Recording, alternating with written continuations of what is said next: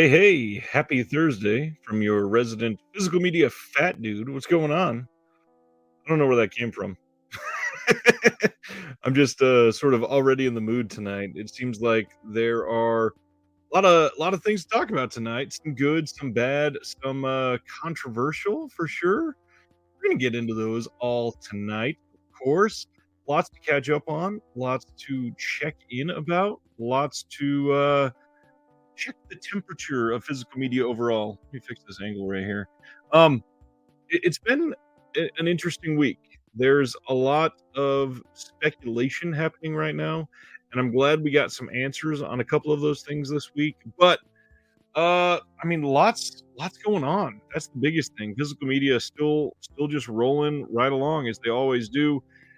First off, we might have some new people here tonight. Seems like we got a handful of new people commenting on the videos, hanging out. If you're new, please make sure you give the video a like. Subscribe if you haven't. I would be thrilled if you did. There's a lot going on, a lot coming up.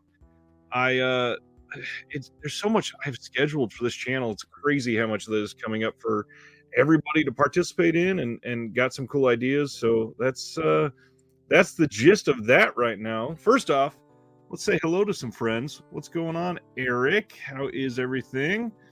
By Fur the Hobbit, what's up? And Cam is here. What's going on?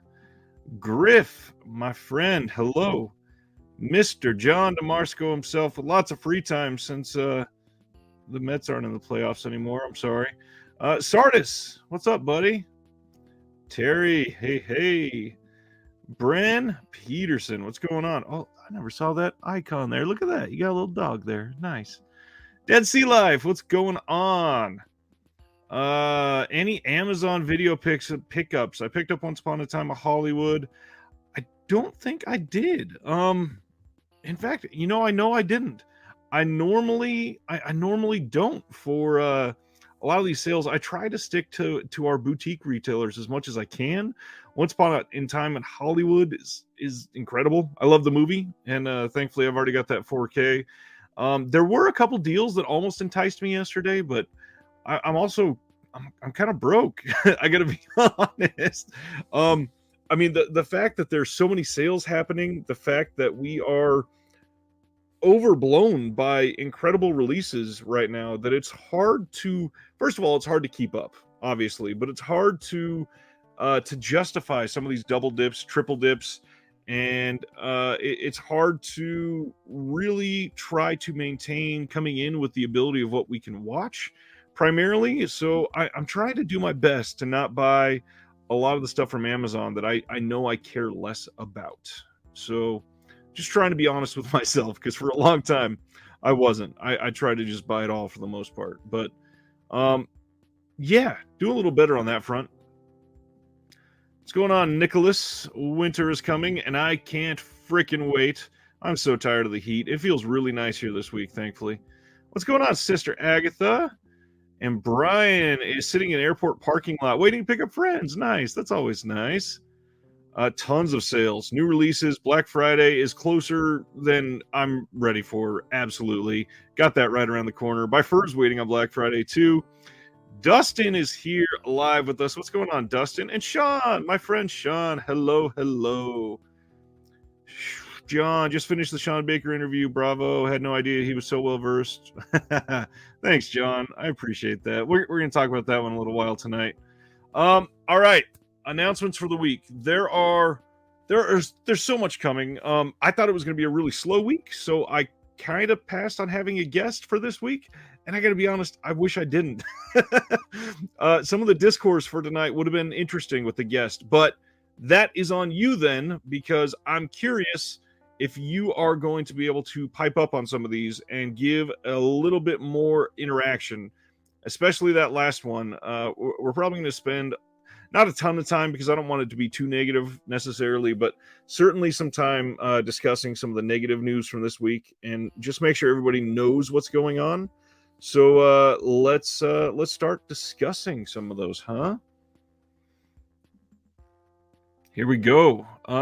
Let me see. Last final couple comments before we go on. Mortician's Wax ordered a bunch of stuff from the Scream sale, and they shipped one of the discs. I wonder if they're going to send them all at one time. They're probably not going to send them all one at a time, but I know that they're waiting on a lot of stuff to be printed and restocked at their warehouse. Supposedly, this has literally been the most, the absolute most successful Scream Factory sale ever, which is a good thing considering it was a 10-year anniversary sale and a big one for them. So I'm glad that it was that successful. Griff says more selective with buys, just sold 80 movies to Bull Moose. Wow, that's hard to do. That's nice. King Kong Lives coming from Umbrella. Huge release. I'm definitely going to talk about that one in just a little bit. Brian says, hoping Centipede Horror Red Spell Red gets here before Halloween. I mean, they are supposed to be shipping this month. Hopefully everything gets in on time. I know that they showed off the picture of that box. That box looks gorgeous. I don't know if you got the big box there, Brian, but that thing, it looks really, really nice. By Fur says, have Jeremy Long dial in ASAP. That would be nice. You know what? I wonder if he's busy. Let me text Jeremy Long. I'm going to see if I can invite him. I'm going to do this live. Are you busy? Your name is being brought up in chat. And we'll see if you could come up live with us. Brought up in chat. The people want you. Let's see what happens. I would love to see him respond to this. All right, let's see. Brent, I see the offer is coming by Paramount in a few months. Great Godfather series. There are, and then on top of that, I usually save these just for the patrons, but I gotta say, I had been iffy on these, and I'm really glad I did this. For those of you that haven't picked up the Godfather stuff in 4K, let me pull that down. You know what? Let me pull this down just so you can see this art. In person, these Godfather 4K steelbooks that just got released look incredible. I was talking about steelbooks, I think it was on the Tuesday show this week. Yeah, because Flip was on there with me, and I was talking about how I have displays. I have shelves all around here, and there are no excuses for me to not show these with this art style. Like, this is a really gorgeous way to have the entire collection of the Godfather 4K films right next to each other. Beautiful, same art style, at least. Oh, there's Jeremy. Let me see. He says, I can jump in for a few minutes. Sure. All right, let me get some headphones in. This was not the plan. I'm going to send the invite, and then we will discuss some of the bigger things since Jeremy will be on. Let me see. He is still working, but can take a little break. All right, let me make sure my audio is working before I invite him.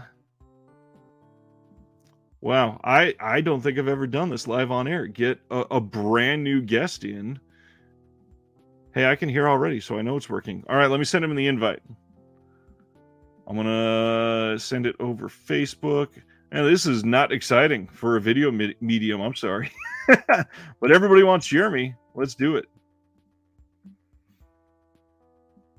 All right. Hilton. That is one of the first things that I'm going to talk about with Jeremy Long, for sure.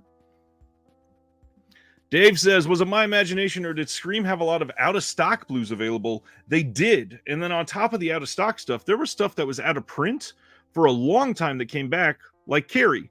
So Carrie was out of print for the longest time, and then suddenly it came back in stock for the sale, and then a lot of people ordered it because it was brand new to their site again after a long time not being there. And then suddenly they announced it for 4K the following Monday, and I think that pissed a lot of people off because they just bought the Blu-ray.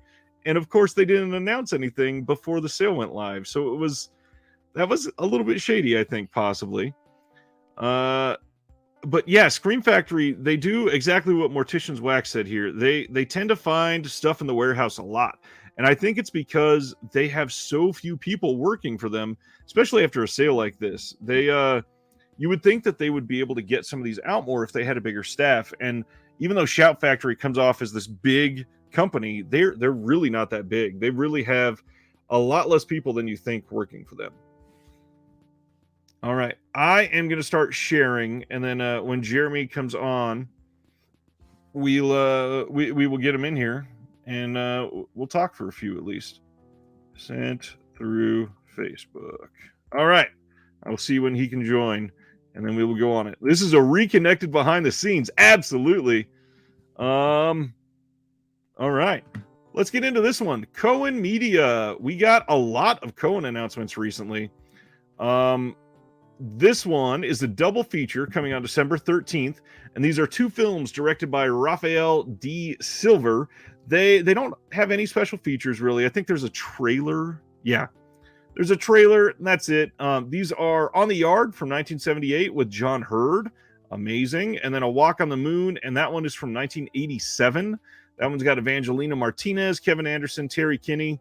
Again, I will ring the bell for Cohen Media at any point because they do not get enough love.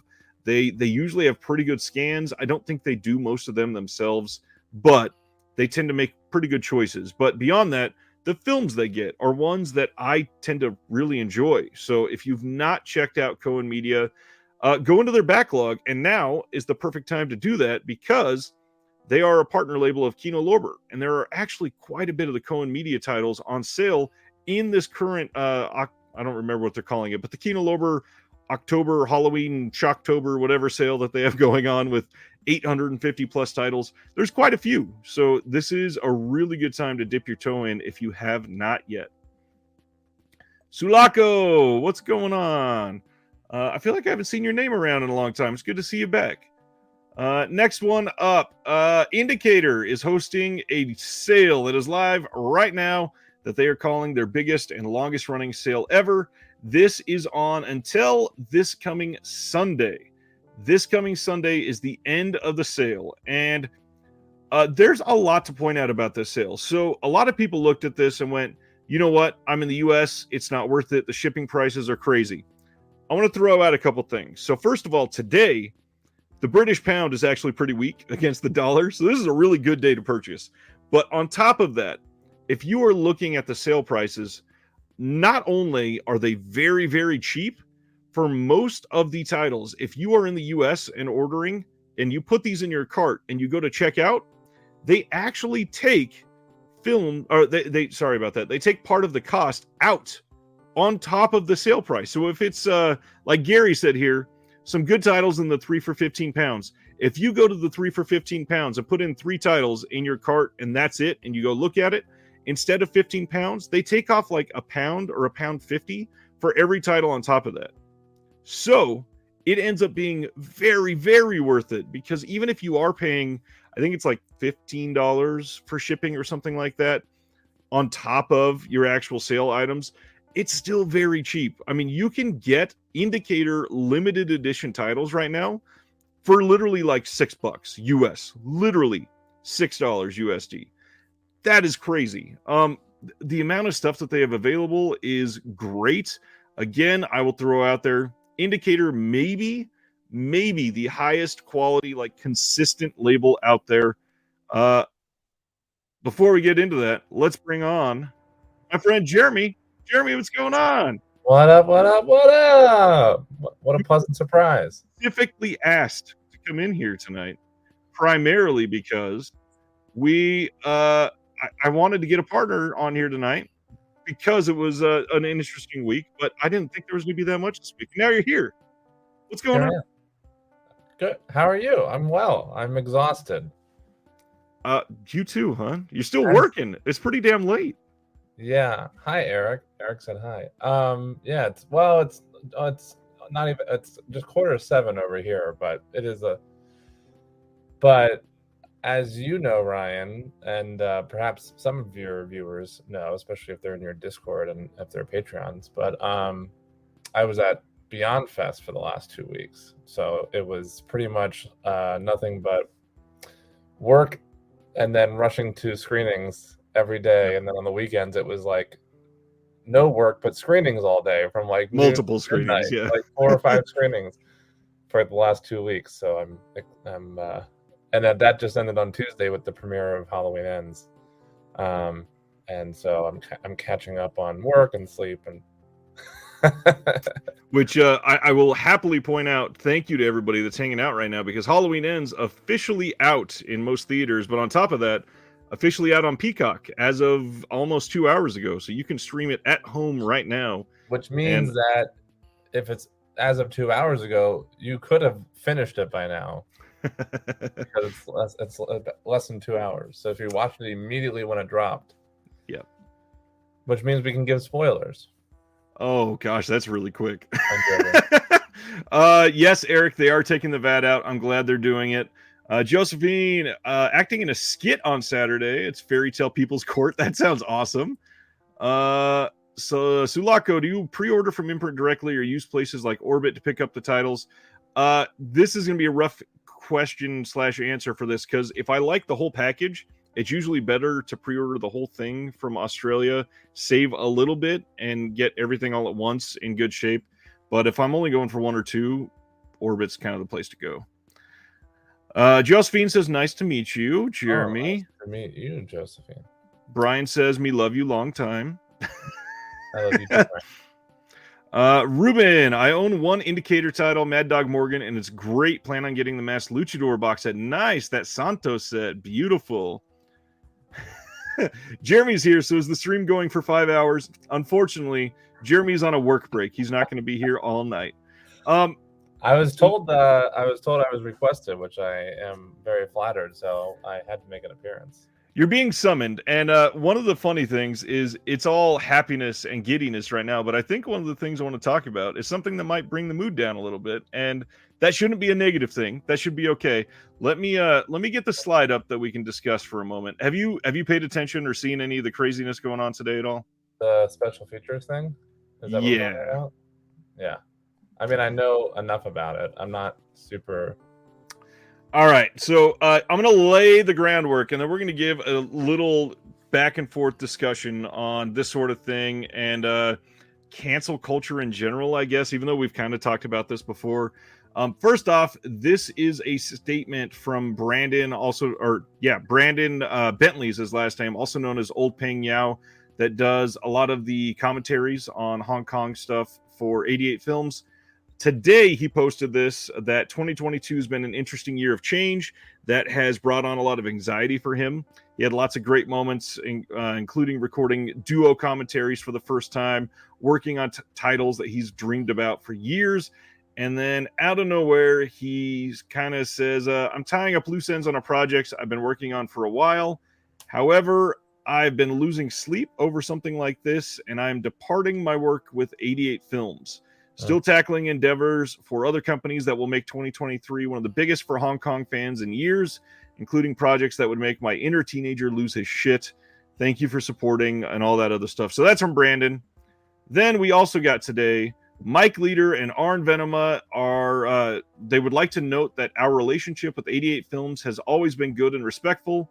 However, with the news of Bay Logan's involvement with the label and knowing the stories from various women, we will not be associated with him and will not be working with the label at this time. We're going to go into Bay Logan and who that is and what the accusations are in just a moment. But then the third one, because I'm not up to speed on it, so got it. The third one, there was rumors with the Hong Kong titles that Vinegar Syndrome have been putting out. They have been supposedly, somebody posted a rumor on the Blu-ray.com forums. One of the worst forums out there, by the way. It gets super toxic super fast. Customers have been asking us whether Bay Logan was involved with our recent releases. While 2 of our discs contained archival material that was on previous Dragon Dynasty editions, we can confirm that we have not partnered with Mr. Logan on any of our releases, which is pretty damn definitive. So, Bay Logan. Who is Bay Logan? Bay Logan is somebody who has written multiple books on Hong Kong cinema, has worked on interviewing Hong Kong cinema folks, who has worked on multiple Hong Kong sets. One of the things that he has been known for is that he was essentially a direct report for Harvey Weinstein in Hong Kong. He was basically the Hong Kong arm of Weinstein. Okay. And turns out he learned from his mentor, and Bay Logan has something like 7+ accusations of sexual assault / harassment. All mounted upon him, including things like literal touching inappropriately after being told to stop, flashing people, coercing people to come back to his room when there was no reason to, all kinds of other stuff that comes with that. Mhm. Now, a lot of people right now are complaining about cancel culture talk because these people are declining to work with this label. And the label in question is 88 Films. 88 Films has been getting heat for this for the last 3 or 4 weeks. And the main reason is because Bay Logan is now being advertised as currently working on special features for them. And these accusations are not brand new. These are 5 years old, and we know for a fact that a lot of these have been confirmed. As with a lot of these Me Too cases and all of that, he has not been charged for anything, but that also doesn't mean that you can't have consequences in society without being charged for something. So this is literally just consequences for his actions. All that being said, what are your first initial thoughts on that? Well, I didn't know the specifics of the accusations or really anything about him. I had heard from your social medias about the fact that there were allegations, just not the specifics of them, and that he was currently working at 88 Films, and that was causing a big upstir.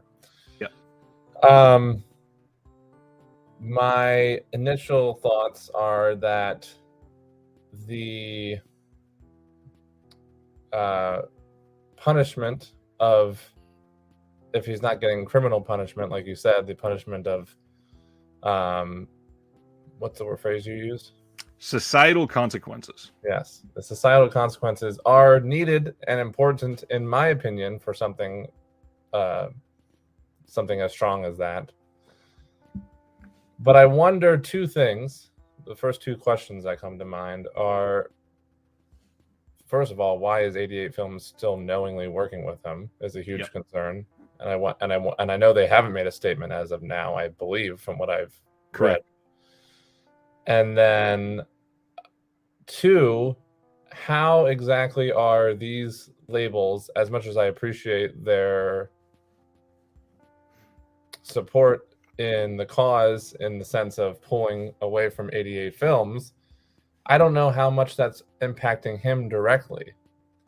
As terms of like societal punishment, I don't like how badly is, if he's working, Bay, that's his name? Yeah, Bay Logan. First name Bay, last name Logan. If he's working at 88 Films, then he's working currently and getting a paycheck. Right. And these companies, they're 88 Films is who's hurting on multiple levels, because they're getting slack from all kinds of people from Bay Logan working for them, which they publicly announced or whatever.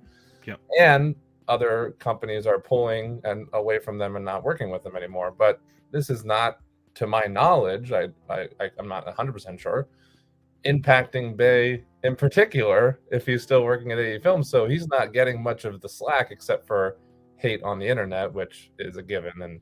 And he was already getting. Yeah.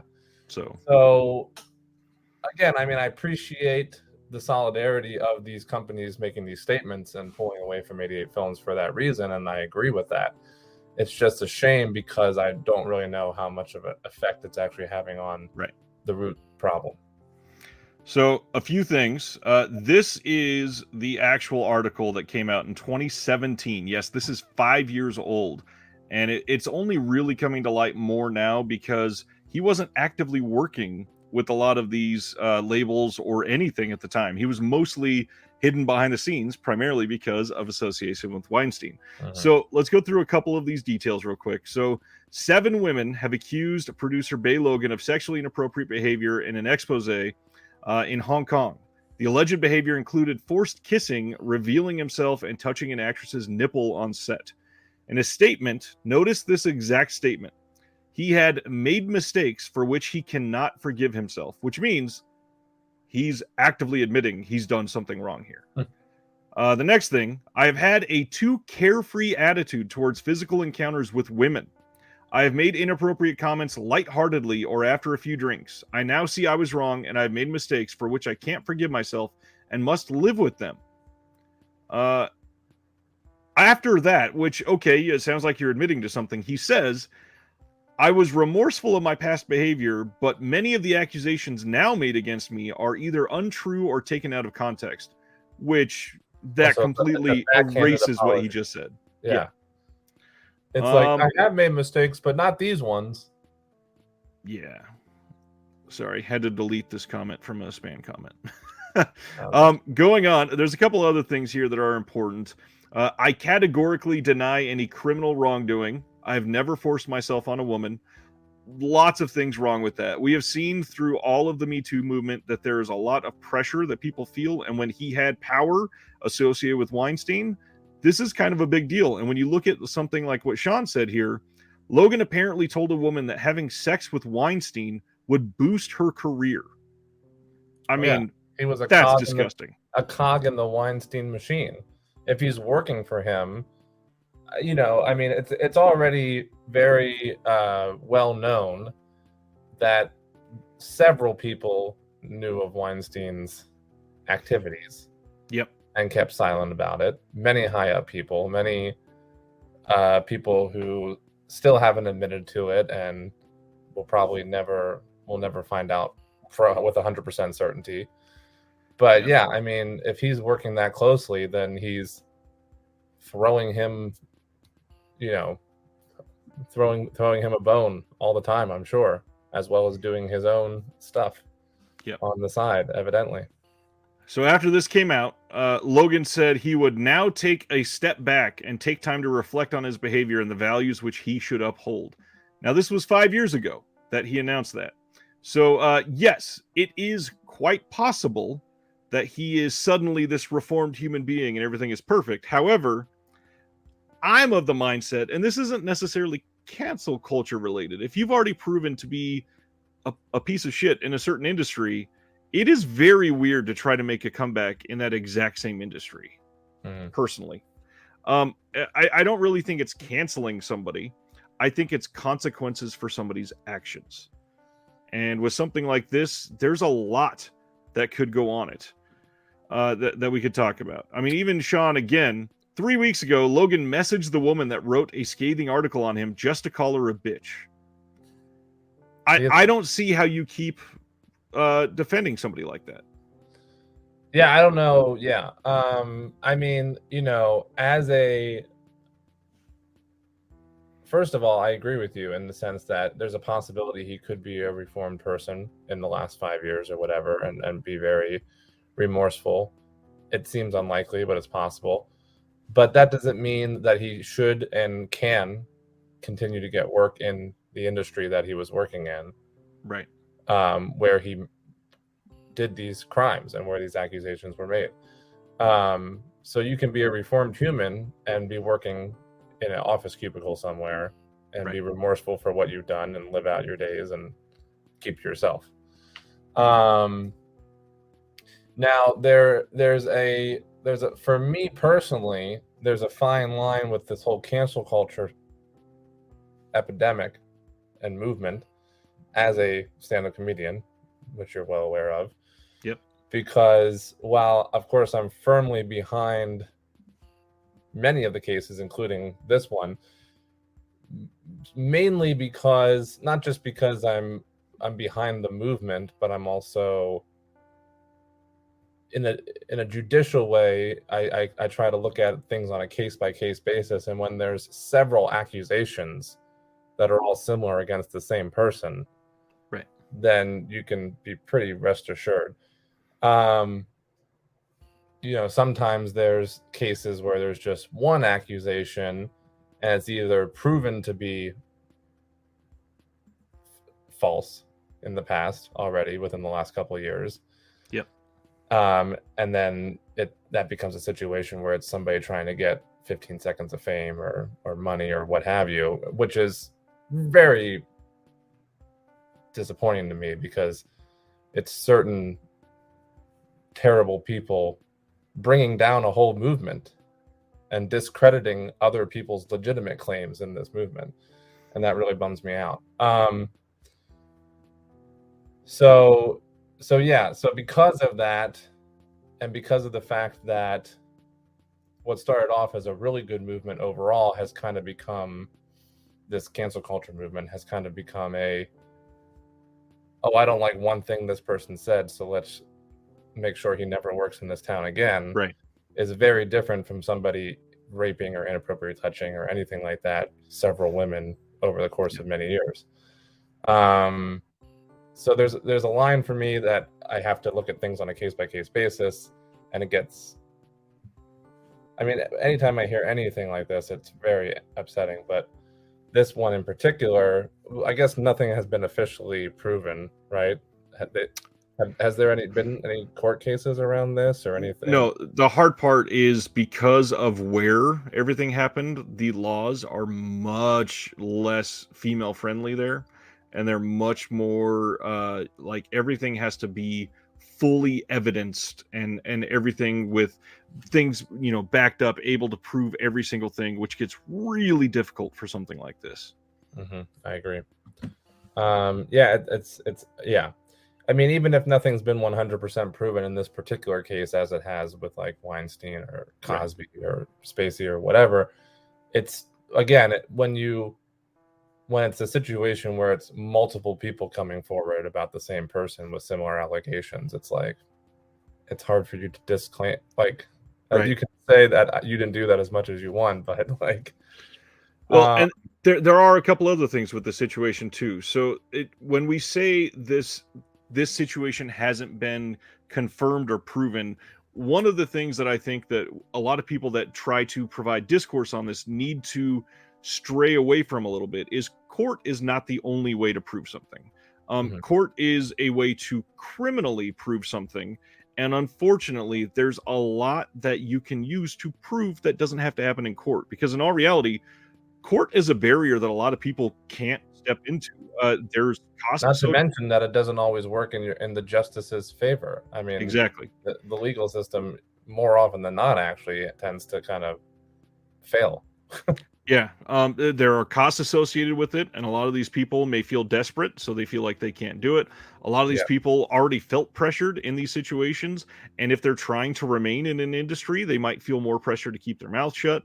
But like you said, when you have 7 people lining up to say, yeah, this absolutely happened, but then on top of that, his statements doesn't say I didn't do it until he starts saying, wait, nothing criminally happened. He just said I made mistakes, which, come on. And then the second part of that, when he's still willing to message people privately just to call them a bitch years later. Yeah, it's proving his character. Well, it's proving his character, and it's like, okay, you may be, first of all, you're not remorseful for your actions. You're upset that you got caught and you're being called out. Right. You're trying to save your ass is what it's like. Just be honest, people. I would totally, I guess respect isn't the right word, because I would never respect somebody who's done stuff like that, like what he's being accused of. But I don't know what other word I could use, but I would much appreciate if somebody was just like, yeah, I fucked up. Everything they're saying is true. Like, haven't we reached a point? I mean, this has been going on for years now, and it seems like every time one of these allegations happen, again, whether it's many people coming forward or just one person, and et cetera, whatever the allegation happens to be, it's every time it's the same. It's this whole like dancing around the topic in their apology or their statement that they're being forced to make by their manager. Right. And like, it's like just once, if somebody was just like, oh yeah, I absolutely did that, and it was really wrong of me, and I'm going to spend some time, you know what I mean? It's like, I would be like, okay, wow, okay. That says something about their character too, right? Rather than 5 years later, they're calling up a reporter to bitch them out over an article. But then there are a few things that I wanted to throw in here at the end. So, for example, Ruben says, I own a bunch of Dragon Dynasty DVDs with his commentaries on it. That doesn't make you a bad person. And a lot of people that hear something like this, they go, oh God, immediately, like, I want to get rid of all my Kevin Spacey films. Yeah. Honestly, Spacey, sadly, is an incredible actor. A lot of the performances he turned in are amazing. And just because he's a terrible, shitty person, that doesn't take away from the performances necessarily. But I say that all the time to people, because people say that a lot about Woody Allen. Oh, I Right. won't watch another Woody Allen movie. Same thing with Kevin Spacey, Bill Cosby, or even Weinstein. I won't watch another Weinstein film, which is a large amount of films that you're now Right. blocking out. And the big thing for me is like not only what you said, like, oh, Kevin Spacey is a damn good actor despite everything, unfortunately. But Right. so many other people worked on those films. The amount of people that worked on a Woody Allen film, the amount of people that worked on any film that Kevin Spacey was in, Right. is incredible. And so you're discrediting everybody's work, hundreds of people's work, because of one person's actions.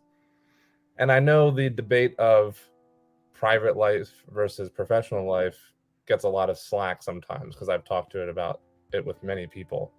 Like, oh, you can separate somebody's career with what they did in their private life. You can disagree with somebody's actions of something they did, Right.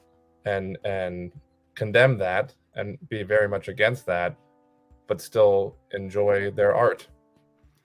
Correct. And tough. It's a tough conversation to have with some people, because Right. like Woody Allen is an amazing comic. As a stand-up comedian, I studied him immensely when I was especially when I was first starting, but even still. And it's a little harder to justify his comedy, because to justify still enjoying his comedy, because that's a solo act. So that is just him and no one else is involved.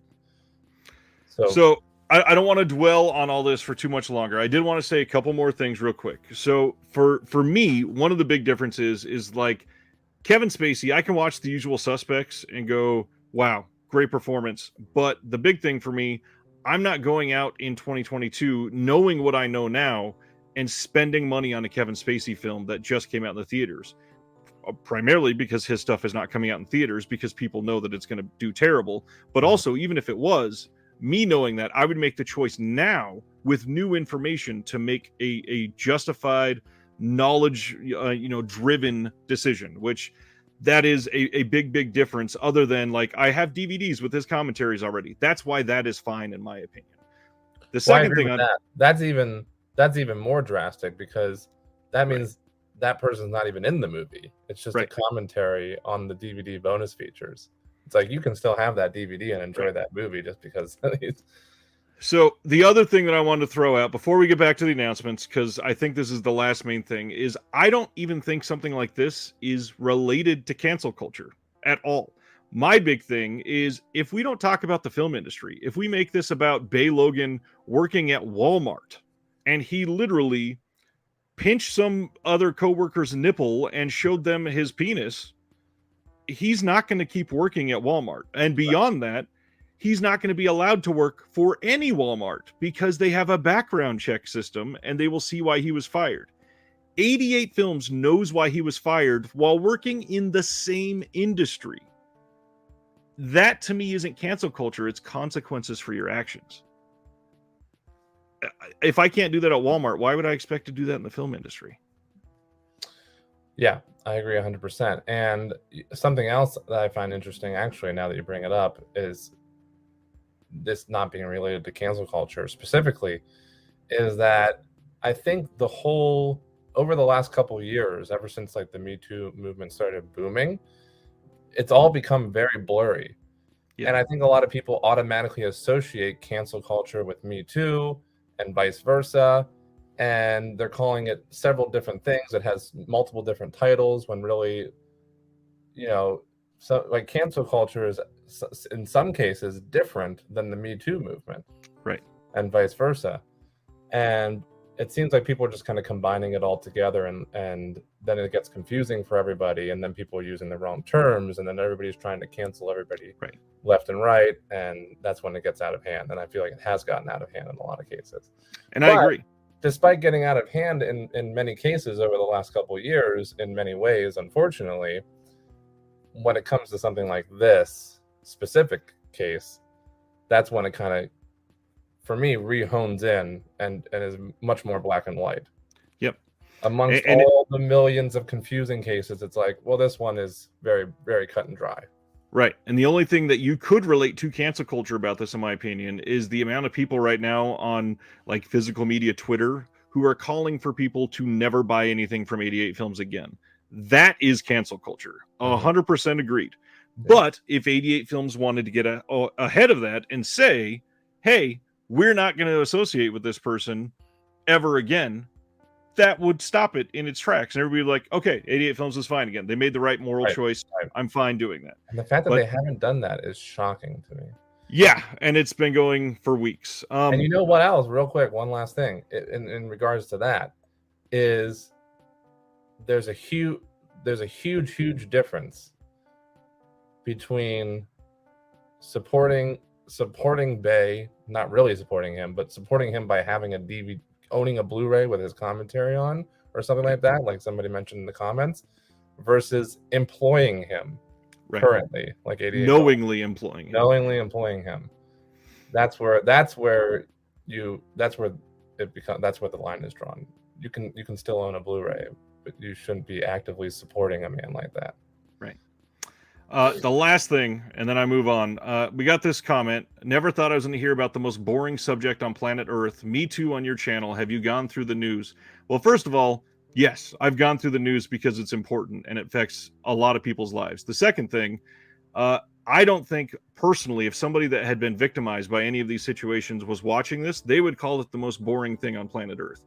They would call it one of the most traumatizing things on planet Earth. And on this channel, I care about people and humans and the lives behind these things that we love, first and foremost. So if you don't like that, I'm sorry. That's going to come into play. It hasn't been talked about a ton on this channel because it's not something that affects day-to-day life. But when it is affecting physical media as news this week, it's going to get brought up. It would be irresponsible of me to not comment on it. I agree. I think it's an important thing to talk about. It's a very important topic, period. But obviously, it's not something you often talk about in your channel. But in this particular case, like you said, it's directly related to the topic of your channel, which is physical media releases. Yep. So why would we not be talking about it? It seems like this person maybe shouldn't be on this channel. Yeah, if you don't like that, I mean, I'd love to have you here, but yeah, if you're not a fan of that, by all means, that will be brought up again, I'm sure. I'd like to thank Josephine for complimenting me on great insight, and I'd like to say real quick to Chester that Louis C.K. is not trying to make a comeback. He's made a comeback.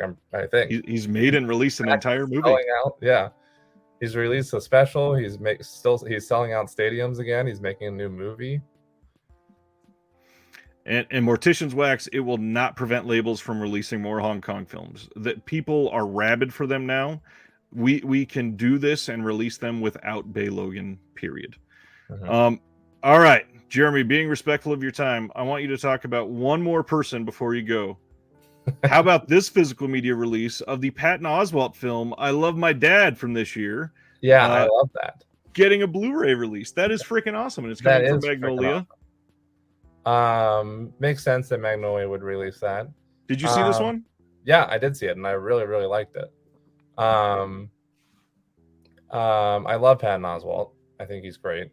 I did do a show with him once at the Improv a while back, like in 2017, I think it might have been. I love Patton Oswalt. Me too. I like that he got, first of all, I like this movie because I think it's a good movie and I think it has a really good message to it. Secondly, I like that Patton Oswalt got a starring role in it because that doesn't happen often with him. Yeah. So I like it a lot for that reason too. But I really enjoyed it, and it's not quite on my top. I think you already know, Ryan, I do a top 22, whatever the year it is. So it's 2022. So it's the top 2022. It's not quite in my top 22 for the year, especially after everything I saw at Beyond Fest. But it's in my 22 runner-ups. My top 22 runner-ups. Flip says, I knew you were getting big names on your channel, but congrats on getting Dave Grohl. You want to hear something really funny, actually? Also, it's always good to read Flip and not have to hear Flip. So that's great. Burn. I was with my friend Zach at the Halloween Ends premiere, the final night of Beyond Fest. Zach's a great Zach, we should actually get Zach on your channel. Like, he wrote Better Watch Out, great horror film writer and a fellow stand-up comedian. But we went to that premiere and we took a photo in front of the Beyond Fest backdrop, and he posted it but cropped me out. So but you could see my arm, right? And I commented, "Whose arm is that?" And or whose sexy arm is that? Something like that. He wrote Dave Grohl, just completely seriously. Then that was on Facebook. Then on Instagram, he actually posted the full photo of me and him, along with a couple other shots from that night at the premiere. And somebody legitimately commented on his photo, "Wow, when I saw your Facebook comment, I didn't think you were serious. Really cool that you met Dave Grohl." What? First of all, why would he crop Dave Grohl out of the photo for Facebook? That's the number one question. Let me crop out Dave Grohl. I just want to post me. He's sitting there with his finger getting precise. Let's just get this scrub out of here. Like, all right, there's gone. Cool. Yeah, anyways, I really like Studio 666. Let's crop him out of there real quick. I thought he would find that the funny. Final fuck you to Taylor or something. I don't know. He called me crying, Zach did. He's like, "Oh my God, this guy thinks it's actually Dave Grohl." Oh, that's amazing. Anyways, I'm happy to get you back to work. Thanks for making your appearance known, I don't Jeremy. want to go back to work. I'd much rather. You can stay as late as you want, or finish up and then come back by all means. Okay, maybe I will. I can minimize you. Then when you're done, you can pop back up if you want. How much longer are you going to be on? We've gone through like 4 announcements out of like 35, so at least another hour plus. Oh, okay. Oh yeah. Maybe I'll pop back in then. Cool. I'll be here. All right. Bye. Talk soon. Awesome. All right. So I love my dad, Patton Oswalt. I can't wait for this one. This comes out fairly soon, November 8th. Coming from Magnolia, you can pre-order it now. I got the link there for Amazon if you want. Supposedly this is amazing. Got a bunch of people commenting in the chat that it's good. And yeah, can't wait to see this one. I love Patton Oswalt. All right, this is kind of like the big title that was announced this week. Not just this one, but this with the next one. So we've not talked about Curzon film in quite some time. This got a release coming in the UK. This is coming on at some point in December. They didn't actually announce a very specific date, which is a little odd. Wings of Desire from Wim Wenders is getting a 4K release. And it's supposedly going to look incredible. You can pre-order this now on Zavi. You can get it on Amazon UK. This has a brand new digital restoration. However, for those of you that like your box sets, check out this behemoth.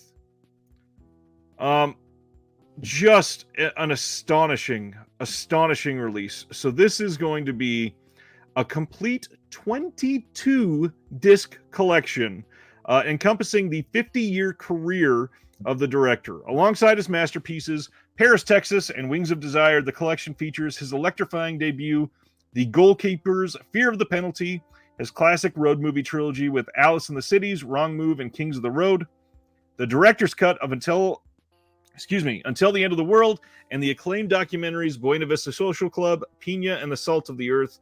The collection also features a wealth of new extras, an illustrated booklet, film posters, and 4 Polaroid images shot by the filmmaker.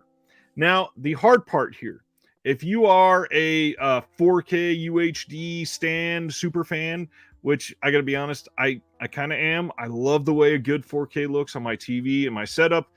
I appreciate that a lot. This set, Wings of Desire, is not going to be in 4K. It's only going to be in Blu-ray. Sardis says, how much is that? It is pricey. So if you go to order it right now from Amazon UK, which first of all, don't do that. It is hilarious because if you go in the US right now to order this, the price itself isn't like outlandish. It's like $260-ish after you convert from British pounds. However, shipping for this one, let me see if it's still listed, because when I first looked at this, I don't have the link up there. Dang it. When I first looked at the actual link of the entire box set, The entire thing, shipping was going to be like $2,500, which is insanity. Obviously, something wrong there, and they would fix it later. But I wouldn't be surprised if somebody like Orbit got this in eventually. Grindhouse Video may get this. Diabolic may get it. So I would hold out for this potentially. Obviously, like I said, will not have the 4K disc for Wings of Desire, but it will still be in there. This is possibly an indication of what could be coming. I could totally see a box set from Criterion coming on this. I would be curious, like Terry says. I wonder if Criterion could one-up them with a 4K box set. I don't think all the titles would be in 4K, but if they got Wings of Desire and Paris, Texas, and 2 or 3 more, I could see them doing a 4K box set of like 4 or 5 films. That would not be surprising at all. Release that, sell it for like $80, $100, something like that, on sale, of course, because they want to charge $160 full retail. But yeah, this looks great. And check out some of these other pictures with this. So it comes in this really nice box set. And unfortunately, it is the pocket style disc holder, which I get. It's not my favorite, but I get it. The texture on this box is interesting. It's got the actual like almost denim like hardcover, which fascinating. This looks great. Jeremy just texted me to say he must own this. This is going to be a wonderful release for sure. This has new 4K digital restorations of a bunch of the films, and then a new 2K restoration of Paris, Texas, and Alice in the Cities. Knowing these details, I would bet Criterion would not be doing a 4K of Paris, Texas anytime soon, because I don't see them paying for a brand new restoration on Paris, Texas, unfortunately. But yeah, this looks pretty damn great. Over 50 special features in this, including exclusive interviews, deleted scenes, commentaries, behind-the-scenes footage, music videos, original and restored theatrical trailers, a 22-page booklet, which I think it's hilarious that they advertise this. 22 pages in a set like this is very small. 5 collectible Polaroids by the director himself, and 3 A3 theatrical posters. But one of the cool things, new masterclasses and interviews with the director filmed in London in the summer of 2022. 7 short films also. There's just so much in this. And like I said, I believe, 22 discs in this. Just an astonishing release. This looks fantastic. Let's see. Video Manon and Stan are talking about the 4K of Lost Highway. Supposedly it looks remarkable. I have not got it in yet or anything, but I've heard that it's amazing from the people I trust. This one is cool. I think we all kind of knew this was coming, but I'm glad that we know now that it's coming. November 22nd, we are getting Pennywise, the story of it, the documentary that has been sort of making the rounds this year. Now, the rough part, this is coming from Screambox TV, which is associated with Bloody Disgusting. They're sort of like making a thing of Screambox, and Screambox is not great. It is a streaming channel mostly for horror that you do have to pay for, and it is not a great channel. I've tried browsing through it just to take a look. Unfortunately, not up to what I would say something should have quality-wise in 2022, but we'll see. This is also going to be associated with Terrifier 2. That's where the streaming release of Terrifier will be, but we'll be talking about Terrifier in just a little while. This documentary boasts a wealth of archival material and never-before-seen footage, and it's the first collector's edition Blu-ray release from the Screambox collection. So if you want to get in on the ground floor of something, this is when to do it. There's going to be extended interviews, a narrative short featuring cast from the original miniseries.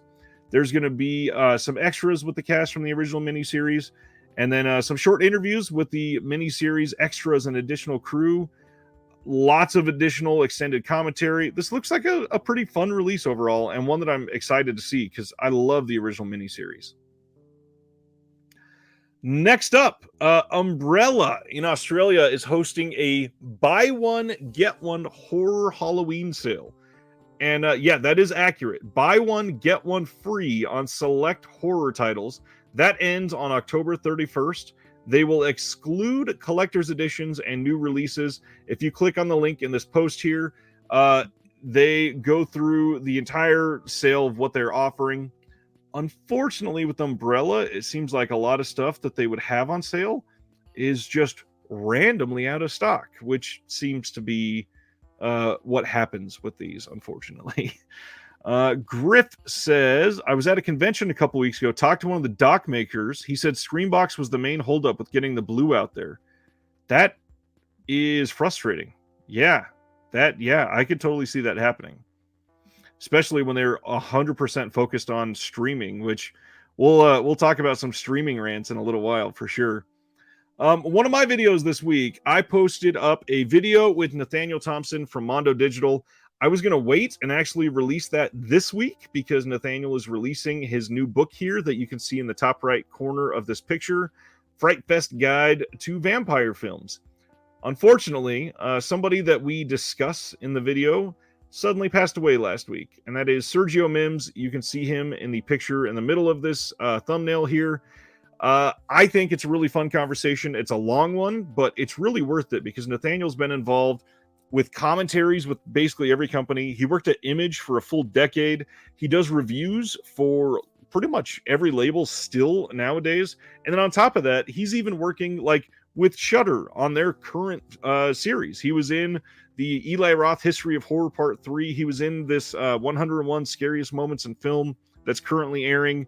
He's basically everywhere, and I think he is an incredibly knowledgeable person, and it's a video that I think a lot of people will get a lot out of. It's long, but it's worth it, especially if you are sort of on the geeky side with this label talk, because we really go there with a lot of it. We are getting a pretty exciting film from Discotek. Discotek on December 27th is releasing Female Yakuza Tale. This is available to pre-order right now from Right Stuff, and it's cheap there. It's like $16. If you're going to be getting something else, absolutely throw it in there. For $16, you can't go wrong.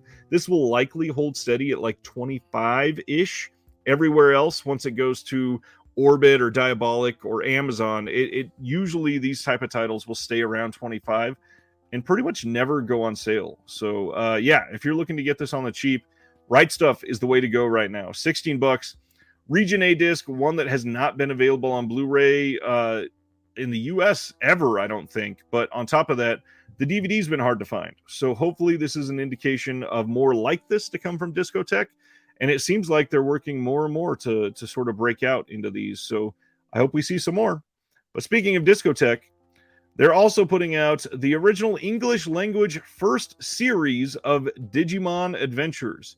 This is not for me, but I know that a lot of people are into this, and I wanted to share. This is one that a lot of people watched as a kid. You can pre-order this now. This will be available everywhere, again, on December 27th. Sales. Oh my gosh. We have so many sales this week. I know we talk about films a lot on here, but there are not a ton of films available through this site. It's a lot of music, but I thought you should still know La La Land Records is hosting a 20% off sale, and everything is 20% off, including brand new releases. They are applying the discount at checkout. It does not include the purchase of gift certificates, of course. This is going on through October 25th. These are the guys that did the Roger Corman documentary. So they do have at least one Blu-ray that you can get. And I do think they have like 2 or 3. They don't have a ton.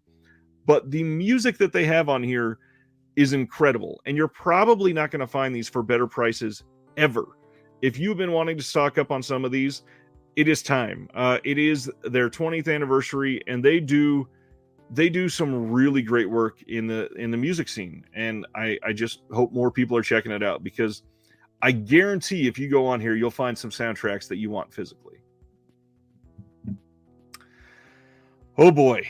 So coming soon on 4K from MVD Rewind, we are getting The Return of Swamp Thing from 1989. But the big thing, this is coming on 4K.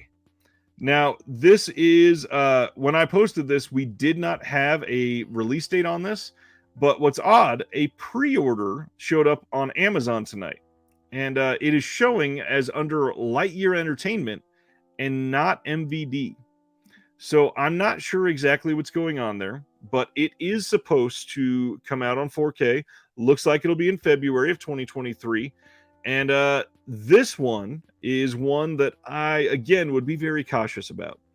We are, we're in the realm of 4K where companies like Dark Force, Full Moon, and now MVD Rewind are coming out with a lot of the more obscure titles in 4K. The Return of Swamp Thing. Obviously, I imagine most people would be happier if we got the original Swamp Thing in 4K first, at least. But this one is, we'll see. Supposedly, Wynorski has done a lot of the work on this himself. He's overseen it and had a big hand in it, and I'm curious to see how it comes out for sure. Yeah. If this is going to be MVD Rewind, I'm super curious to see how they're going to handle 4K. Period. The Trancers 4K from Full Moon is getting very, very different reviews here. I think this one is one of those titles where it really relies on what equipment you're using. It's not really about Return to Swamp Thing. So I just want to throw this out there. If you have a decent panel and you are able to tune your player appropriately, you might love the Trancers 4K from Full Moon. However, if you are somebody that is just, let's throw the disc in there and press play, it sounds like the Trancers disc from Full Moon is probably not going to be super appealing. It also depends on what style you like in these films. Because, like, for me, I just watched the first Indiana Jones films with my family tonight. And I got to be honest, I expected more out of the 4K on that. Not that I want perfection or demand it or anything, but it's one of those that, I don't know. I felt like it could have been better. So we'll see. Next up, Split Image from 1982 is coming soon from Kino Lorber. This one has Michael O'Keefe and Kieran Allen and James Woods, starring alongside a young nobody named Peter Fonda. This is directed by Ted Kotcheff. And again, this is one we don't know the date, but this is coming most likely somewhere around March or April, I would guess, with how they've been announcing stuff lately. This is one I've not been able to catch up on, but it sounds good, and it's getting a brand new 2K scan, probably from the studio, not something that Kino is doing themselves. So yeah, I'm probably going to be checking this one out as soon as it gets an actual release. Next one, let me click out of there like I'm always doing. One of the premium releases, which is going to lead me to another discussion after this. This is the premium release of Poltergeist coming from Cine Museum out of Italy. This is an incredible, incredible looking release. We've got box set art from Chris Kohler on it, box set back art from Devin Whitehead from a lot of the Scream Factory releases. Koki Greenway from Fright Rags is on the box set inside artwork, and then Eddie Hawley did the lenticular back artwork on this. This is usually done primarily for extras in terms of physical packaging. Usually they don't get any sort of different disc from the studio. It's just the exact same disc popped into a really nice package. And if you like that sort of physical release, which I tend to really like premium releases for some of my favorites, these are for you. But the important thing, look at these pictures, because these get fantastic. So this is again a premium release. Let me zoom in a little bit for everybody here. This is going to have this big box set with stuff on the inside for you, and then it's got the steelbook in there, the same steelbook as we saw from Best Buy in the US.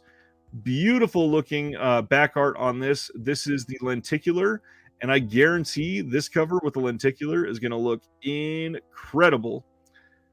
Then look at everything that comes in here. We got an exclusive poster, a 44-page booklet, a special gift, which it appears to be just some art on a stand. There are 8 postcards, and then this is the cover art by Bembian Art is the other name on this, and it looks really great. This is the full slip release of it. Again, just really great packaging if you are into this sort of release. If you buy that special one at the end I just showed, you get this other exclusive poster, the same booklet, same special gift, Same postcards, just a different release because it is the full slip. These are fantastic. However, they are expensive and hard to get and delayed a lot of the time. These are coming from Italy, and it is sadly not super reliable. So we got some questions on this one. Video Manon says, Cine Museum I don't order from. They have not a good reputation amongst the collector friends in Europe. I understand why. First of all, I completely get it. I have one release from them, and I like it, but the only reason I have it is because I bought it secondhand. It is not something that I go to buy anywhere near as consistently as other releases. However, if it's for a movie I love, they're pretty damn high up in like the highest quality physical packaging, in my opinion, for some of these films. Stan says extras on the Poltergeist release, usually they're bare bones. It is the exact same release as the 4K release in the States. So do I still have my 4K disc next to me? Let me see. I may have put it away already. Yep, sadly I put it away. Poltergeist got some. I don't think they got any new extras, but it is certainly not bare bones. There is some on there, but yeah, I don't think there's anything new. I may be wrong. If somebody knows for sure offhand, let me know. Let's see. Talking about the Return of Swamp Thing, Stan says Wynorski lives, of course. Heather Locklear in 4K, yes, please. I liked Return of the Swamp Thing better than the Swamp Thing. I never liked Craven Swamp Thing. I always thought it was his weakest. Yeah, I completely get that. Return of the Swamp Thing is amazing, superior to the original. I agree. I watched this thing nonstop as a kid, and I swear it had nothing to do with Heather Locklear. I get that, and I actually like it better than the original as well, but I do understand the people that want the series in 4K, especially semi in order. Like the whole like the Trancers release. We got the first one, I believe, right? But then Full Moon, I believe they announced the third Puppet Master and not the first one was coming in 4K. That sort of thing would irritate me a little bit. I completely get that. But we're going to talk about something else real quick. And I mentioned that we were going to talk about premiums for a second. So I have quite a few people who have asked why I don't talk about more premium releases. And I've been working on some stuff on the side to take care of that. So for those of you that are into premium releases, I'm going to have a second Instagram account that is going to be releasing in the next couple of days that'll be focusing 100% on premium releases. What I'm going to do is on the second week of every month, I'm going to add on a section at the end where we only go through the premium announcements for that month. I'm going to try not to make it too long, but it will be a portion in there completely spent towards premium releases. Now, for those of you that don't care about the premium releases, just skip it. And I completely get that. It is something that is going to be packaging heavy and not new features or new transfers or anything like that heavy. So I'm going to go through everything else first. I'm going to go through the regular announcements. I'm going to go through what's coming next week, hang out if we got a guest. And then at the very, very end, every second week of the month, we're going to go through the premium releases for the entire month prior. And I hope that when I share the account, you guys all give it a follow if you're into the premium releases. And if you're into it, let me know. If you're not into it, let me know as well so I don't waste my time. But I want to make sure that we're getting the word out because there's stuff like, I've shown this one a lot in the last couple of weeks, but the release of Insidious that came out from Nova Media. This is a beautiful box set. I love these things. Highest quality possible. Mine is only still sealed because I got it on sale and I'd watched Insidious like 3 times within the couple months before I got this. But I love Insidious. It's one of my favorite movies of all time. I appreciate the style of film that is. With premiums, it is the type of thing where I only really go for the ones that I really love. Like next to Insidious, I've got the Grindhouse Premium because it is a really great package. It's something that all comes together to bring this seamless thing of 2 films that obviously was made with that in mind. And it's so innovative to me that I wanted something like that to really cherish it. And now that I have that, in a couple of years, they'll announce the 4K and it'll be completely outdated and bad, according to a lot of collectors. But either way, I love it. I'm glad I have it. Let's carry on. We'll be talking more about the premium side soon, I promise. Coming soon on 4K from Kino Lorber, we are getting Serpico from 1973. This is great news. We are getting a brand new HDR and Dolby Vision master from a 4K scan of the OCN. Obviously, this is a great Al Pacino movie. This is one that a lot of people have loved. I also think it's very telling with how many that we have gotten released from the Paramount Kino Lorber deal that they announced a few months ago. I'm willing to bet that we're going to be getting a few more that are featuring Al Pacino on 4K because it seems like they are going down that path. Like, I would not be surprised if they announced Dog Day Afternoon on 4K here in the next couple weeks. Usually they announce a big title like this every Sunday morning at 11 a.m. Eastern. Every single weekend, Saturday and Sunday, that's when they do their bigger announcements for the week. So I'm curious to see if we get that announced here soon. Yeah, this looks great. I'm super curious about this one. The fact that it's coming from the OCN is exciting. I'm glad we're getting it. I'm glad that they are continuing to pump out 4K. Kino is just kind of not really quietly, but kind of quietly under the radar a little bit, especially amongst collectors. Really killing it. Really killing it.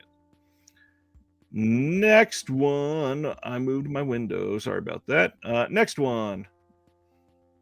Unearthed Films has sent out a little PSA on some of their titles going out of print. And I think that this is not going to come as a shock to a lot of people because a lot of these have never been super sought after. But if they are ones that you've wanted, it is time to possibly take a look at these. So they've got an update on titles going out of print because they are the 3-disc sets for most of these that are being discontinued. They're awesome, but the manufacturing costs have increased so much that they can't just keep printing them. It is no longer financially feasible unless they opt for a limited edition box set of several movies in the future. They start talking about other companies here. They say, I know some companies do limited editions for $50, but we will not raise prices on films that already have a price point of $40. So, once the 3-disc sets are gone, we will not produce any more. The current remaining copies are listed below. Also, below are the titles that are out of print or that are going out of print soon. The Unearthed Films website does not have the quantities listed on hand, but we do have some while supplies last. These are the numbers from MVD, the manufacturer. You can find a lot of these at Grindhouse, at Diabolic, at Amazon, and also Orbit gets them in sometimes as well.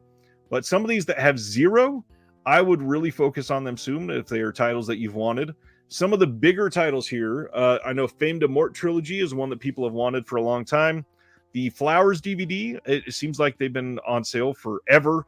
They're finally going to be gone for sure. The Atroz DVD, which is, I believe that is translated to Atrocious, and the Atroz Blu-ray. Both of those are going to be going out of print. And then the 3-disc sets. This is where it gets tough for a lot of people that are into the style of film. 3 of the American Guinea Pig releases. We got Bloodshock, Bouquet of Guts and Gore, and The Song of Solomon. Those will all be out of print soon.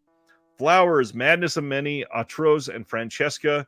All of those 3-disc sets will be gone very soon. Let's see. Speaking of going out of print, yes, we're going to talk about that in just a minute too, Terry. Quiet Rob, is the Wings of Desire 4K region locked? I keep seeing Region B on the Steelbook 4K release. No, the Region B that you see on that release is for the Blu-ray that comes with it. All 4K is region free, and there will always be somebody that comes out and says, not all 4K has been region free because there have been some titles locked. It's been a while since we talked about that, so let me throw this out here real quick. 4 titles in the history of 4K UHD have ever been region locked. One of them came from the US, and it came from Shout Factory. The other 3, I believe, all came from Germany. One of them may have been from the UK or somewhere else in Europe. But for the most part, 4K UHD has no region locking written into the standard of the format because they are trying to get away with it entirely. So basically, any 4K UHD that you're going to purchase, you can count on will be region free forever. These 4 releases that came out that were region locked, and it was sort of a backdoor region locking that shouldn't have been like that. They got a lot of pushback on those releases, and I don't see anybody region locking another 4K for a long time. It has been a long time since the last one was region locked, so you should be pretty good moving forward for sure. All right. Speaking of 4K and other countries, November 22nd, we are getting a 4K Steelbook in the UK from Studio Canal of 1976's King Kong. Now, first off, not a great movie. I don't love this movie. I know a lot of people do. I don't love it. Giggity ice.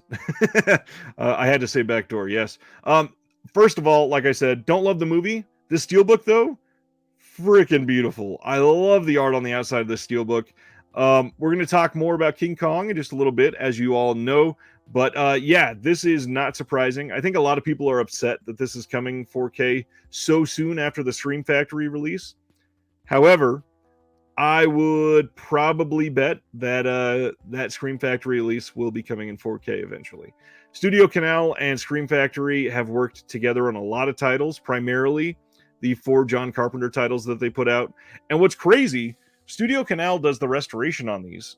And most of the Scream Factory 4K releases have actually been at least a modicum better than the Studio Canal releases because they don't compress the titles as much at Shout Factory.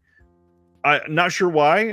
1 or 2 of them have been a little lesser compared to the Studio Canal releases, but a lot of them have been better from Scream Factory. So I'm not saying for sure this is coming from Scream Factory, but they tend to be re-releasing as much as they want to. So yeah, it would not surprise me one bit. Next up, speaking of premiums, another one, a group buy opened at Media Psychos for the 4K Mad Max Anthology release. These are, again, the exact same 4K releases as we got here in the States. But if you really love this franchise and you want a really nice package, I gotta admit, this is pretty damn cool looking. It is a 250 limited print run. So the group buy is probably sold out already. And I apologize if I get you excited and you're like, man, I gotta go get it. This is going to have 4 exclusive full slip cases inside of this big outer shell box. It's going to have exclusive stickers, 44-page photo booklet for each movie. There are going to be 4 fully different steelbooks, each of them having worldwide art, so it's not going to be exclusive art on the steels. You can see them here. These are the same steels that were available at Best Buy, but the set itself looks pretty damn good. And if I was going to get a premium set, Mad Max is one of the ones that I might be interested in. I love the difference in opinion here. Stan says, King Kong 76, not a fan. Video Man and King Kong 76, my favorite after the 33 version. Oh, that is the perfect dichotomy. Speaking of 4K re-releases, we finally got some details from Kino Lorber. December 27th, so right after the holidays, we are finally getting the 4K of Paul Newman's Nobody's Fool. This got released by Imprint earlier this year, and this got announced by Kino a couple months ago, but just finally getting the details on this. So we are getting a 2020 HDR and Dolby Vision scan by Paramount themselves, which means I can guarantee you this is the exact same scan that Imprint used. Imprint just didn't release it on a 4K disc, and Kino's going to. For this release, we are getting the commentary by film historian Jim Hemphill. And then on the Blu-ray disc, we're getting the brand new release of the Blu-ray of the film with the brand new scan and everything. That same audio commentary, and then an interview with the writer, interview with Catherine Dent, the trailer, and that's it. I'm kind of surprised they didn't put more on this. I'm honestly shocked that they didn't get another commentary on this one. I'm kind of surprised. It's a Paul Newman film. I thought they'd do more. What am I drinking in the big bottle? Tell me it's vodka. I wish I could tell you it's vodka. It's literally flavored water. I don't do well with water. Like, once this is gone tonight, I have cherry vanilla carbonated water from Walmart, of all places. I hate buying from Walmart, but it's closest. Moving right along. 4K re-releases, just adding to the stack. December 6th, coming from Sony Pictures. They got the rights on 4K instead of going to Shout Factory. We're getting Adaptation on 4K. This is an incredible movie, first of all.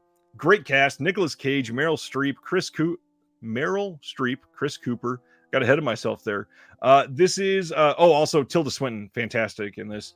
This is a Charlie Kaufman adaptation and directed by Spike Jonze. Really great film, newly restored in 4K by Sony themselves, which, if you know me, I love the Sony transfers that they do. I think that they are the best in the game by far. This is great. I'm kind of surprised this wasn't in one of the box sets that Sony's putting out this fall-ish, which I'm thinking, shouldn't the Columbia Classics Volume 3 be coming out soon? What's the release date on that? How did I forget that one? I'm kind of surprised this one isn't in that. Let me see. Columbia Classics Volume 3. Oh, that's in 12 days. That's in a week and a half. I can't wait to see that in the hand because I love those Columbia Classics releases. Studio Canal 4K. We just talked about King Kong. Now let's talk about, on December 5th, we are getting The Driver on 4K in a steelbook from Studio Canal. This is what the art on the steelbook looks like. This is also coming in a standard 4K set, but really glad that we are getting this. This is a Walter Hill film, of course, what possibly his best ever. A lot of people think that it's their favorite, at least, but this is also coming in the imprint box set that got announced that we don't have a release date yet.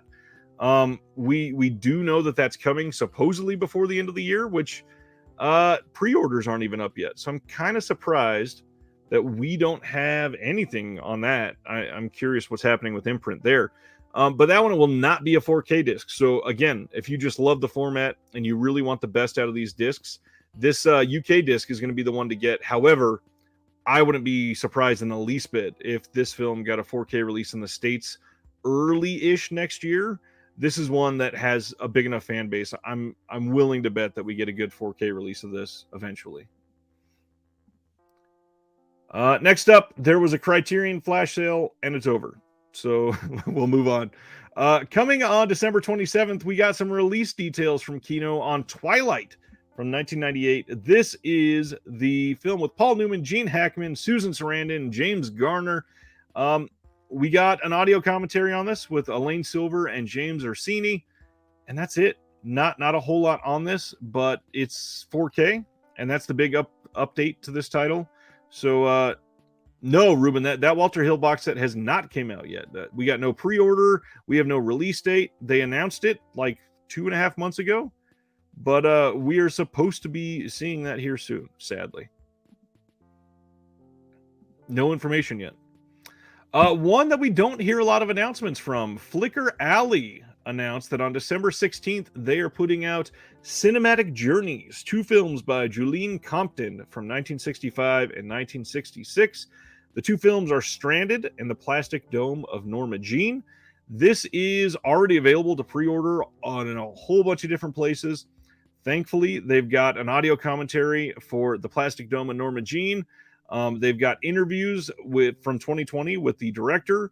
They've got an image gallery. They've got booklet insert featuring introductory comments on the films by the director and an article. Really good, solid looking release. Flicker Alley usually does great work. Unfortunately, it's usually kind of expensive, but I think on Amazon this was listed as low as like $25, which I was shocked by. Usually Flicker Alley stuff's around 35-ish. And then it goes on sale for like 28. But yeah, I'm curious about this one. I've never seen anything from Julian Compton, and these sound fascinating for sure. And the UCLA library also did work on this, and they do great stuff. If I remember right, I believe they assisted Deaf Crocodile with the film that they've been working on for the Kickstarter and all of that. We talked about in my interview with them for quite some time. I think they helped with the soundtrack at least, maybe more. I believe that's where it's getting archived after they go through the whole restoration process and all of that. So yeah, UCL Library, they do a lot of great stuff. Here's the big one. So I put out a video yesterday morning of me interviewing writer-director Sean Baker. I don't like self-promoting too much on this show, but this is one I'm going to spend a moment on. Sean Baker is an incredible director, literally one of my favorite modern directors, and I I felt so honored to be able to have him on this channel, and I really hope people are taking a moment to watch the video. It is a very different style interview that he is normally not a part of. We did spend some time going into his films, of course. You get a filmmaker like that, you have to. But the second part of it, we really dive into physical media. And Sean, literally in the interview, is wearing a Vinegar Syndrome shirt. He's a Vinegar Syndrome subscriber. He subscribed to Radiance Films for the big 3-year thing. He is all in on physical media. He goes on rants against streaming. He talked to me about having, themes in his films that he has not talked about for quite some time. We discussed the humanity that he brings to films and how filmmaking has kind of lost objectivity. And it's something that I don't know. It was a really great way for me to explore some of the themes with him that I've felt through his films. And again, not really questions that I hear people talk to him about. So it was just nice to get that out. If you've watched it, let me know what you think. I'm looking to get some stuff like this added to the channel, and I'm doing my best to make it a little more personal for a lot of these people. A lot of the interviews, they don't ever go there, and to hear Sean literally rant on streaming and why it's so shitty, it really brought like his collector out, and it was so nice to see. Anyways, that's enough. I'm not trying to praise myself or anything like that. I thought it was a really fun conversation, and it only happened because it's something that I wanted to see. So hopefully you liked it, and we'll talk more as this continues on. The Hallelujah Trail. We got some details on this from Kino. December 13th, we are getting this one. This is from 1965. 2K scan of the 35mm reduction interpositive. So it's not the OCN. It's not going to be the highest quality possible, but it is still going to be pretty dang good, especially for a title like this. I'm sure it got archived pretty well. On this one, we get a new commentary with Michael Schlesinger and C. Courtney Joyner. Pretty damn cool that they're on this. This is a Burt Lancaster film, and Lee Remick is in this, and directed by a little guy named John Sturgis. A lot of his stuff is hit or miss for a lot, but his big ones are pretty damn good. So I'm looking to check this one out. Again, I've not dove into Westerns the way that I need to, for sure. This one is also over. But Orbit launched their own 24-hour Criterion flash sale. So I'd pay attention to this. I'm stoked that they are doing that for people and trying to keep prices low and compete with Criterion. That's cool for them. Late last night, we got two pretty damn exciting announcements from Umbrella in Australia. We are getting Twisted Nerve from 1968, and this is the first Blu-ray release, the first legal Blu-ray release of this film ever in the entire world. That's amazing. Umbrella is presenting the long-awaited world premiere Blu-ray release of this iconic psychological chiller, described by its star Hayley Mills as Pollyanna stalked by a pervert. This is where Quentin Tarantino stole the riff for Kill Bill from, primarily, and made it more famous. But this release looks pretty amazing. First of all, this gets, if you order it from the Umbrella store, you get a daybill poster and a replica press book, which looks really nice, actually. And then for the special features on this, we get a new audio commentary by English Gothic author Jonathan Rigby, and then the Encyclopedia Fantastic Film and Television editor Kevin Lyons. Then there's an interview featurette with author and film historian Alan Jones, and of course, the worldwide HD premiere of Twisted Nerve on Blu-ray. Really damn exciting. I love that they're breaking out to something like this.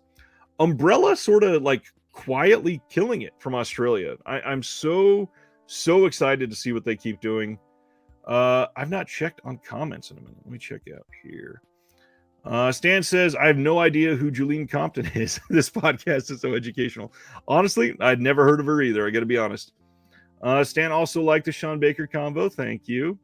Nerd says, I need to hear his rants. He is like hardcore ranting. You can see everything coming out of him in those moments. Sean seems like a nice guy. I saw your interview. When you see his films, you would not think he is a Vinegar Syndrome fan, but that's probably why he's nice. Well, and he talks about his next film a little bit, which sounds like it might be leaning more into not full on schlock like Vinegar Syndrome, but a little more genre focused, which is really cool. Terry says, "Keep up the great work. Enjoyed Florida Project and Tangerine. Nice." Takeout is a big one, absolute big one. Sardis just ordered Cinematic Journeys. Thanks for the heads up. Very nice.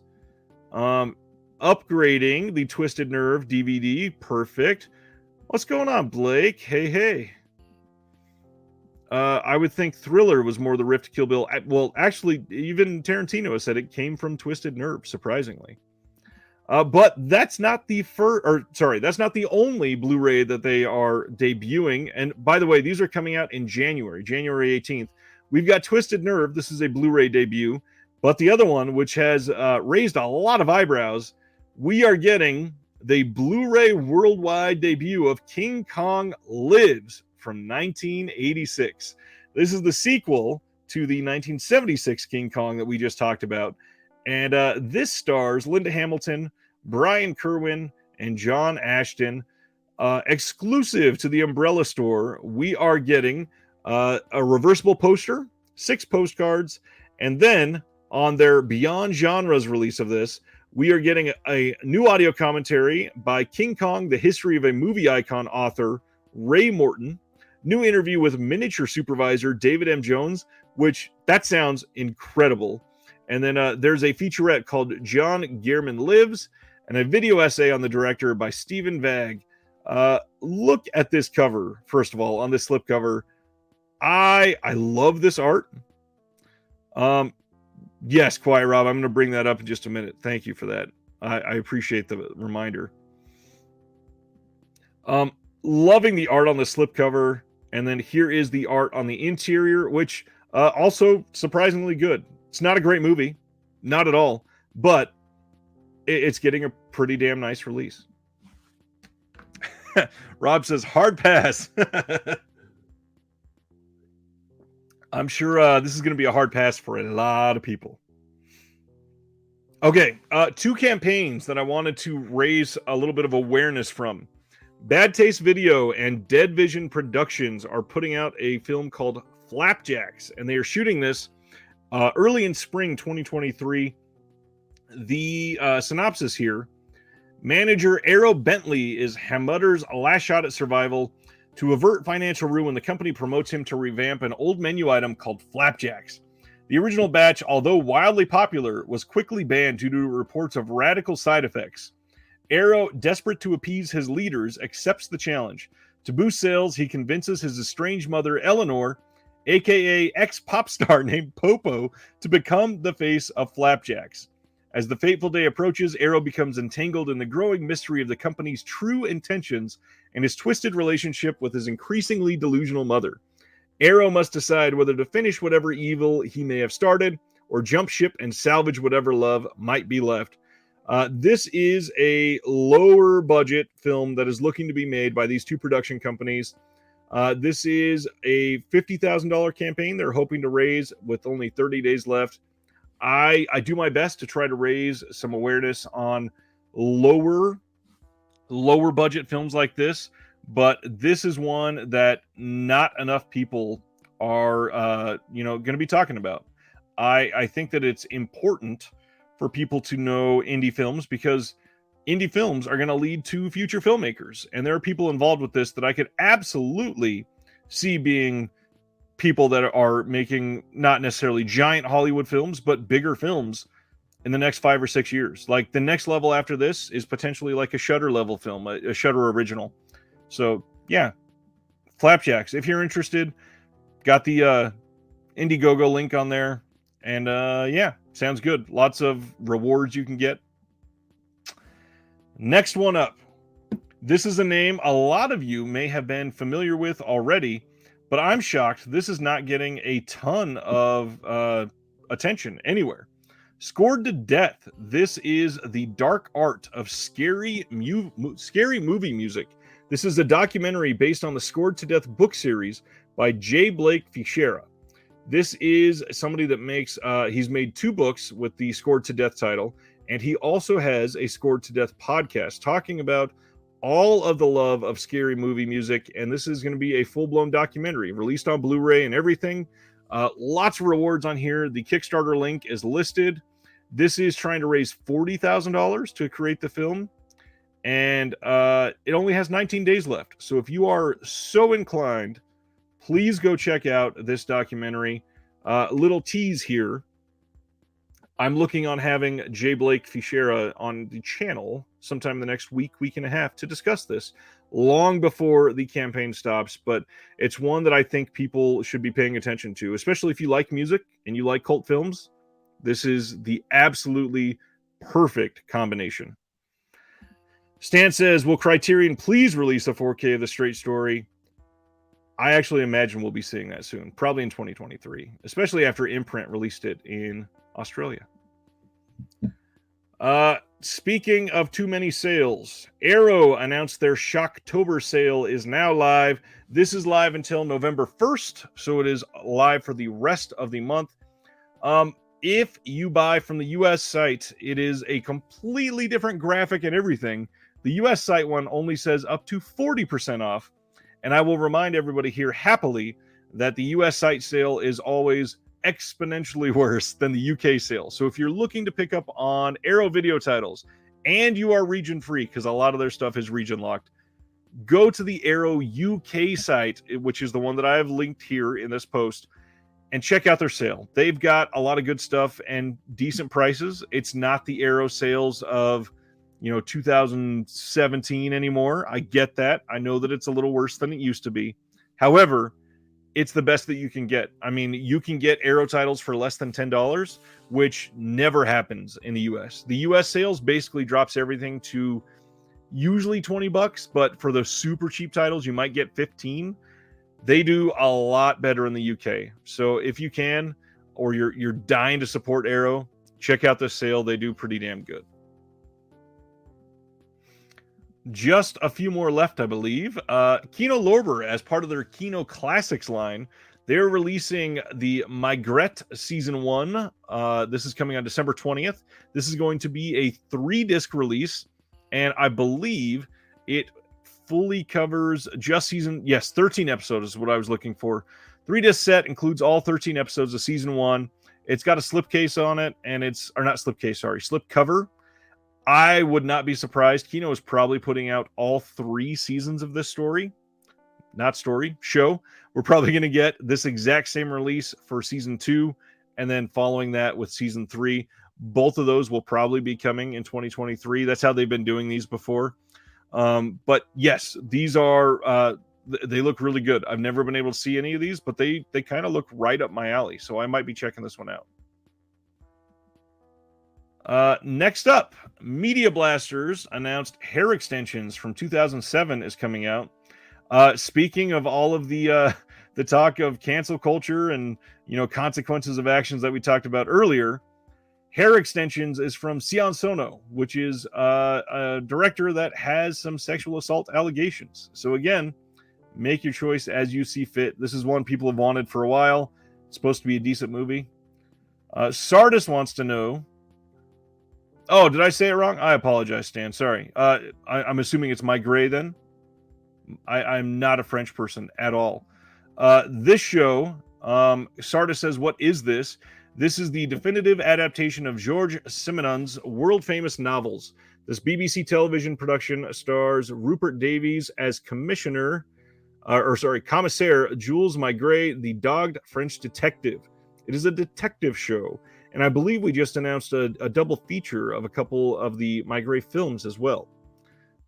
This is remastered in HD from original film elements and featured here in the original full-screen TV format. Detective show. Supposed to be pretty good. Halloween Ends. We touched on this just a little bit at the beginning of this. This is the artwork that is coming on the Best Buy exclusive 4K Steelbook. Personally, I don't love it. I like the color scheme, but I don't love the art. However, I'll still probably get it. I'm sadly a Halloween fanatic, so We'll see. No release date on this yet. I would guess probably either late December or early January. I believe Halloween Kills came out middle of January-ish, so somewhere around there would be about right.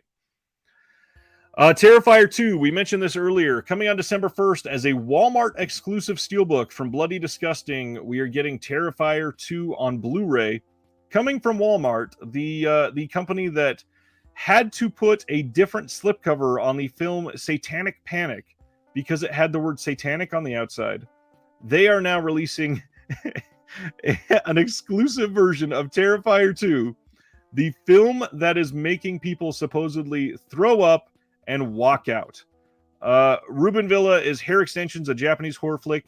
Yes. Absolutely yes. Now, Terrifier 2. I would suggest maybe holding out on this because Damien Leone, he announced in a Reddit AMA today, he announced that they are going to, let's see, I got the picture here. Digital release for US and Canada will be on October 31st. And as far as physical releases, Walmart will have the exclusive Steelbook release. Amazon will have the Blu-ray Collector's Edition. But Best Buy will have the exclusive 4K release. So there are releases that are going to be abounding for this. And Terrifier 2 is absolutely coming to physical media. And it looks like very quickly. I'm assuming all of them are going to be out on December 1st. We don't have confirmation on the Best Buy or Amazon titles yet, but we do have this link available for the Walmart Steelbook. Yeah, I've still not seen this, unfortunately. None of the timings have checked out for me, but I am dying to see this movie. I didn't love the first one, but everything I hear about this one makes it sound like it's going to be one that I love. All right. I think we only got one or two more things to... this is the last thing to cover. Titles from Terror Vision have been added to the Going Out of Print section on the Vinegar Syndrome website. This one. This is one that we talked about a few weeks ago with the Fun City Editions titles being added to this. We don't have any confirmation yet, but this is one that a rumor is going around that Terror Vision will not be a partner label for Vinegar Syndrome a whole lot longer. Not sure where that rumor came from. I've just heard it passed. But if that's the case, this wouldn't surprise me. OCN will sell out of what they have and then not print anymore, which is what it sounds like they're doing on these titles. Now, with things like the WNUF Halloween special, I have also heard that we're still going to be getting the WNUF Halloween special sequel coming from Terror Vision. Hasn't been confirmed yet, but I've heard that that should be happening soon. A lot of these titles have done fairly well for Terror Vision. So yeah, I could definitely see them breaking out and doing their own thing. No confirmation yet. I'm curious to see how this plays out. Let's see. Stan says, I didn't really care for Terrifier, but the reaction to this film has me curious. I didn't love the first one either. I thought it was good. I thought it was a lot of fun. I didn't think it was a great movie, but I thought it was fun. Doesn't Brad Henderson work with Terror Vision? Yes, he does. He is somebody that helps run acquisitions for Terror Vision, 100%. Now, I mean, that could lead to some awkward interactions. Yes, if there is some falling out. But honestly, none of it could be awkward if something happens where they break out. It could just mean Terror Vision knows that they can do it on their own and they don't need OCN. Who knows? Or it could just be a rumor that's not coming true at all. So no need to speculate yet. We have no reason to think that it's happening other than stuff listed as going out of print. If there is something happening, we will hear about it soon. Guaranteed. Next week, we got some more titles coming out, as usual. And there's a lot next week. So if there's something here that you haven't pre-ordered or something like that and you want to jump on it, that's all this is for a reminder. Return of the Living Dead, 4K. Coming out from Scream Factory. Still not complete soundtrack. It's missing one track. Tropic Thunder 4K. A lot of people already have this in hand. Great looking 4K. That's coming from Kino. Cure, the film from Kurosawa. Not that Kurosawa, but the other Kurosawa. That's coming from Criterion next Tuesday. Bullet Train 4K coming out finally. The Ring Steelbook coming from Paramount. That's not 4K. It's probably just the exact same disc as previously released by Paramount. We got No Escape. That is coming out from Unearthed Films, one that a lot of people have been looking forward to since it was announced. American Movie. We sort of touched on this one a little while ago. It appears that one of the individuals from this film, I believe the gentleman on the right here, may have passed away today.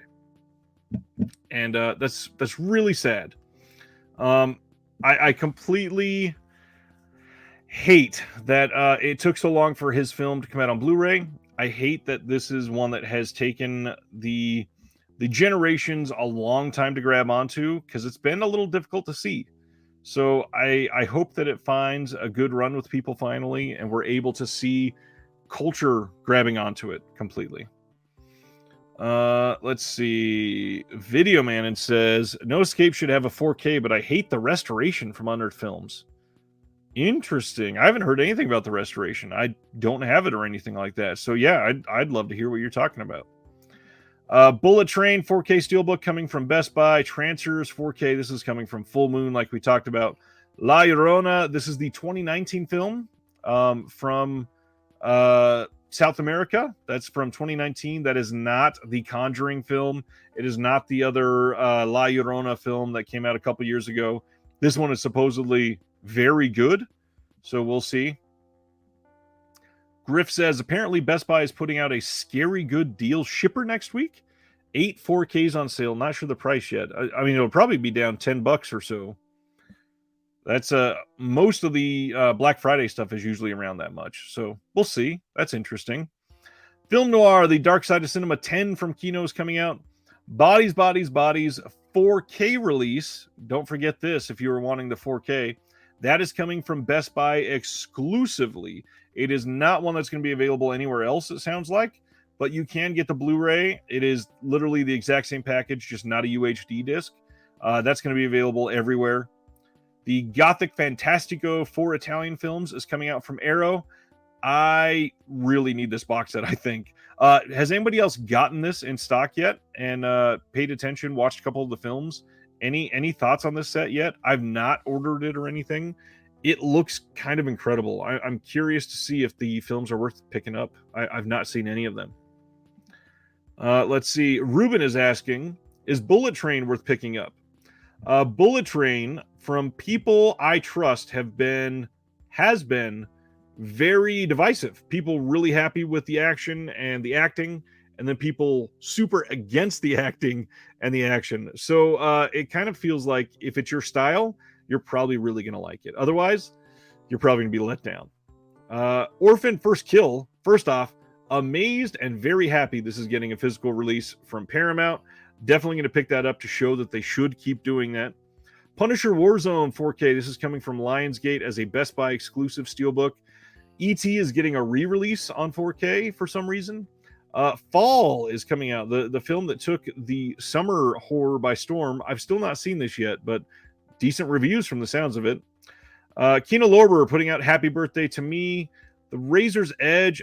Let me see. I forget who's putting this out. Is it Kino? No, it's Sony themselves. Got it. So yeah, The Razor's Edge coming from Sony. Doctor Who, the Colin Baker complete season 1 is coming.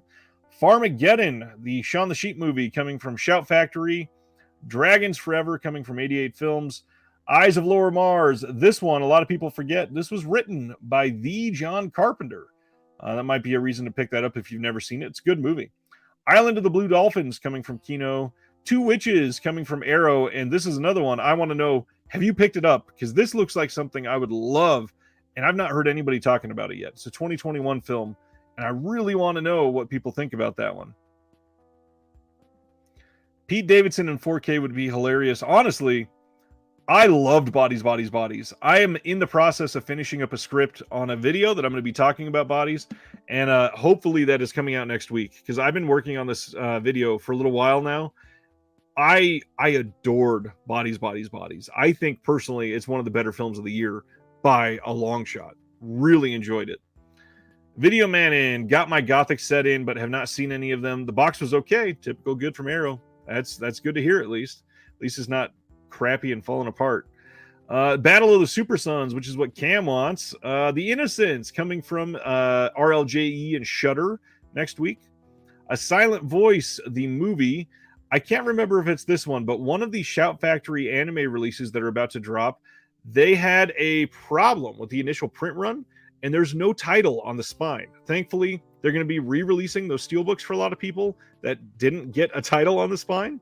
But weird issue to come across. They just didn't print anything there. It's probably going to cost them a ton of money. Let's see. Becky, this is coming from Ronin Flicks. And don't forget on that one, if you want in on that, that is an exclusive. They are selling that. And if you get it before, like, I think it was, it might be next Tuesday. I think it's the 17th. It's $10 cheaper right now. So if you're into it, if you want a loaded release on that, check that out now before it goes up in price. No reason to pay more if you can pay less. Werewolf of Washington. This is coming from Kino Lorber. Then we got some re-releases coming from Sandpiper Pictures. We got Broadway Danny Rose, Purple Rose of Cairo, Radio Days. Let's see. Jeremy Long's about to jump in for the last few minutes to catch up with everybody. Flux Gourmet is coming from RLJE next Tuesday, and I cannot wait to see this. Supposedly, this is really good. Anybody else seen Flux Gourmet yet? I want to check that out for sure. It looks fantastic.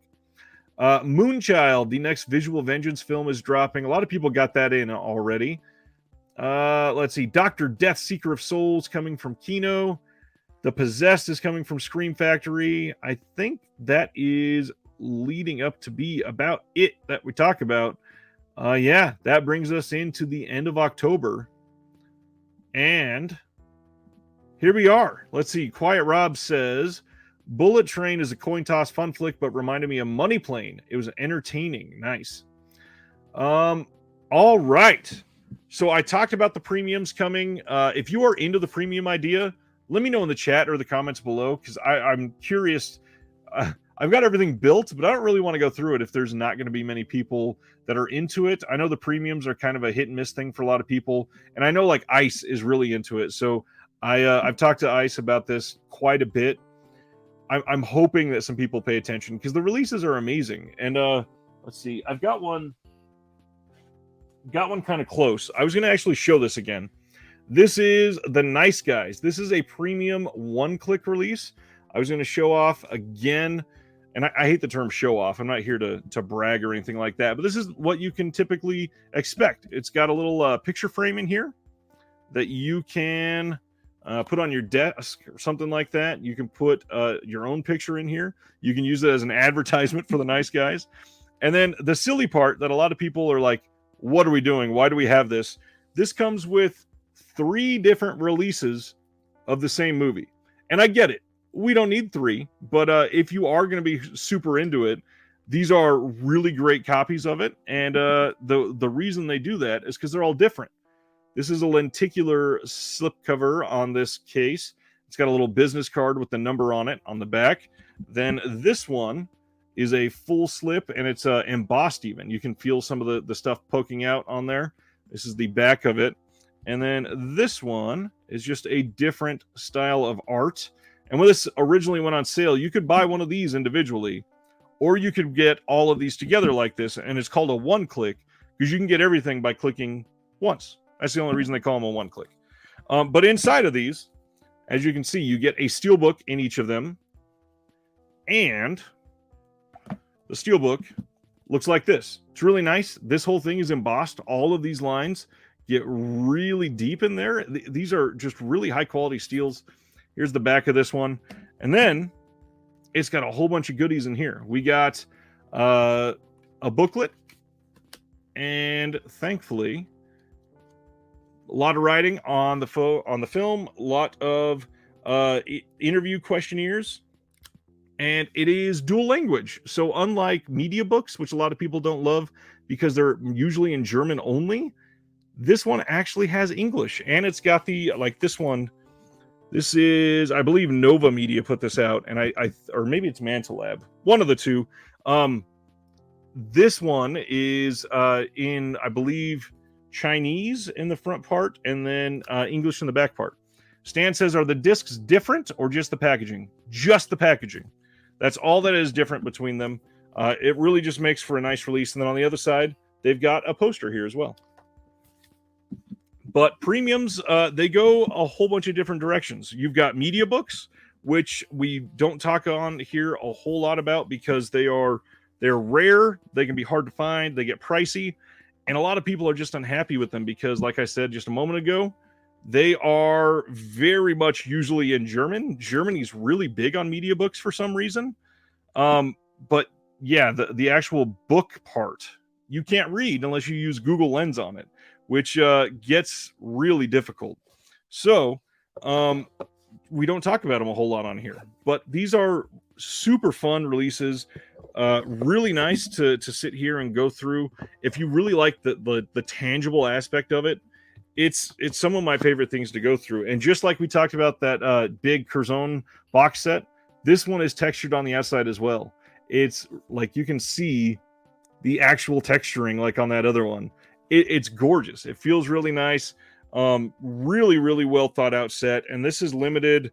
Gosh, I think there was 220 of the big box set alone. And that's it. There's only 220 of these in the entire world.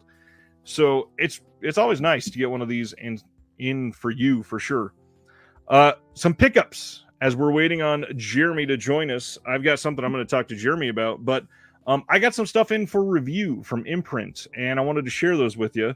And then I also got one film in from Music Box Films that I was going to share with you. I'm going to be working on reviews for these here soon. From Music Box, I got Sex and Lucia. This is a film, a very recent film that is supposed to be great. I was kind of surprised this did not get an OCN release. They still put this out. It just was not available on the Vinegar Syndrome site. And you can get this on Amazon fairly cheap. Supposed to be great. I will be watching this very soon. But Imprint, this is like one of the most exciting months of Imprint releases for me. So to go through these real quick, as I drop one.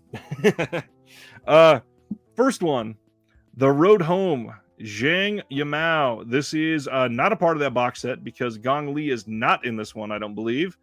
Nope, no Gong Li. The weird thing about this, not a single extra, literally nothing on here. It is just the film. There might be a trailer, but even that is not listed. So I'm very curious about this. Again, you get your Imprint slip case that they use. And here is the inside. Literally nothing on the back. Nothing at all. Kind of shocked. But then on the inside, you got your same art. They use usually something from the film on the inside. And Imprint, again, slowly just killing every title that they put out. I love that. The only downside, again, no extras on this one. So curious to see if that film really makes up for it. This next one, Natasha Kinski and Ben Kingsley in Harem. Not one I've seen. This is an Arthur Jaffe film. This has an audio commentary by Scott Harrison from this year. And the big thing for me, y'all know I love Kat Ellinger. We got a video essay by Kat Ellinger called Lost Girl, the 70s and 80s cinema of Natasha Kinski. Got these. That is weird, Stan. Stan says, I got a weird email from Imprint saying that my disc has been delayed, but I haven't ordered anything from them. Maybe they're trying to send you something. Lolita from Imprint. This is the Jeremy Irons Lolita with Melanie Griffith and Frank Langella. This has an audio commentary by the director, audio commentary by Josh Nelson from this year, an exhausting film, an interview with the cinematographer. Again, another visual essay by Kat Ellinger called The Seduction of Humbert. Adrian Lynn's American Beauty, Lolita. They are killing it with the Kat Ellinger stuff. If you have not gotten the release of Horror, Kat Ellinger's essay on that is fantastic. Nice. Video Man says, I buy from Imprint 2 times a year. Friend in Australia buys for me when they have 2 for 1, and on top of that, 20% off. That is probably through JB Hi-Fi. They do sales a lot, and they do some really great sales. And JB, supposedly, they have stuff in store after it's gone out of print from the site, like a long time before. So the locals over there really got it lucky to get stuff that's out of print, even on a sale price. Crazy. I grew up loving basketball. I'm a giant. I'm 6'5". I was basically told I had to like basketball, of course. And I lived in Southern California growing up, so I am like a diehard Lakers fan. I grew up worshiping the Lakers, and this isn't just a Shaq and Kobe thing. I loved the Lakers in the middle of the '90s when they were garbage. After the Showtime era, before the Kobe era, I loved Nick Van Exel, Vlade Divac, and everything about the terrible Lakers from that time. But then they get Kobe Bryant, they get Shaquille O'Neal, and I fell in love with them, of course. So I'm excited to check out Blue Chips. I don't think I've ever seen this somehow. Supposedly, this is the good Shaq movie. Not that Kazam is terrible. It's pretty terrible. But this one is supposedly great. Nick Nolte's in this as well. I've not seen this. Like I said, I don't think I have, but I like Shaq as a person. Nick Nolte, usually pretty hit or miss for me. This one has an audio commentary by Bill Jabari from this year, interview with the editor, and then the DP, Tom Priestley, on filming Blue Chips, and then a sports journalist, Ben Strauss, talks about illegal recruiting and the NCAA. I mean, that sounds like a fantastic overall release. I really can't wait to check this out. Maybe the most exciting for a lot of Asian film fans, which we got a lot of those on this channel. Akira Kurosawa's Dersu Uzala came out from Imprint. I think that's how you say it. Again, I do terrible with pronouncing films properly. This one has an audio commentary by Stuart Galbraith IV. There is a history of Dersu Uzala with film writer and historian Michael Brook. Video essay by David Schechter on the score, and then a whole bunch of archival features. And they got an Akira Kurosawa film. How freaking awesome is that? Imprint, like I said, slowly killing it over there, putting out so many titles that don't have good releases anywhere else. And speaking of that, the one that I'm most excited for this month is this giant box set release of Barfly. So this is a Mickey Rourke, Faye Dunaway film. It's in their classic hard box set with the little triangle cutout on the top. And we're going to open this one to show you what's on the inside. Just like the first film, The Road Home, I think what's inside this one is going to count a lot. So this is 2 discs, primarily because we get the film, but we also get the Charles Bukowski tapes. That is a documentary from 1985. You take off the lid, and you get an individual case for each of the releases on the inside. You get Barfly, the film with Mickey Rourke and Faye Dunaway.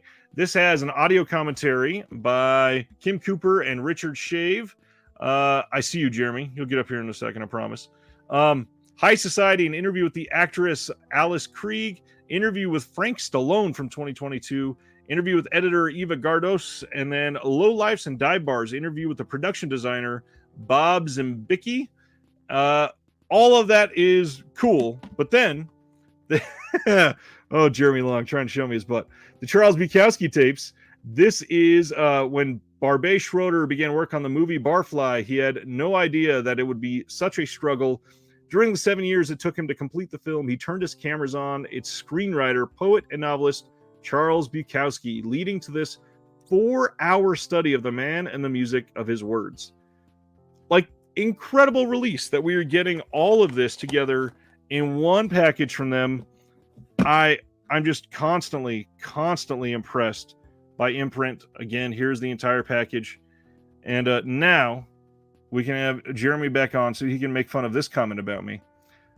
Dead Sea Life says we should have one stream where we make Ryan say foreign words. We'll have a French Friday. Did you try to say a foreign word and screw it up? It's far too many. There's a detective show called Maigret, Maigret, and I said Maigret, of course, because I'm not French. By the way, I have that Barfly Imprint box coming in the mail from Grindhouse. Oh, is it Grindhouse? I thought that was a part of that big Diabolic order. No, the Grindhouse is the big order. Diabolic was the one where I only got like two movies. Got it. Everything else is, so it is a big order, but it's from Grindhouse. But it's been saying pre-shipment info sent to USPS awaiting item since October 6th. They're not scanning anything. It's probably about to be delivered like tomorrow or the next day. The postal office, it sucks right now so much. I hope it's delivering tomorrow or the next day because I'm sick of waiting. That's happening to a lot of people. Yeah, it's over a week. It says that. Yikes! Ridiculous. I wanted to have you back on the end of this, and I was thinking, why don't we talk about Beyond Fest? Because you saw a lot of shit, and a lot of people are not going to be able to see these for a lot of months. So how about we go over like the major hits, things you got excited about? Okay, so thank you for asking. First of all, let me just give a big shout out. I don't know if anybody from Beyond Fest is watching, or anybody who attended Beyond Fest is watching, or anybody who lives in Los Angeles is watching. But if you're any of those people, you thank you so much. Well, if you're one of the first two, thank you so much for Beyond Fest. But if you're the last one, you should attend Beyond Fest because it's literally the best. I guess I can't legally say that because I've never been to several film festivals, big and small, and of various notorieties, including like I've never been to Sundance or TIFF or anything. And obviously, those are some of the biggest ones. I went to several film festivals when Clickbait was touring the festival circuit, and that was fun. But wonderful Netflix show, by the way.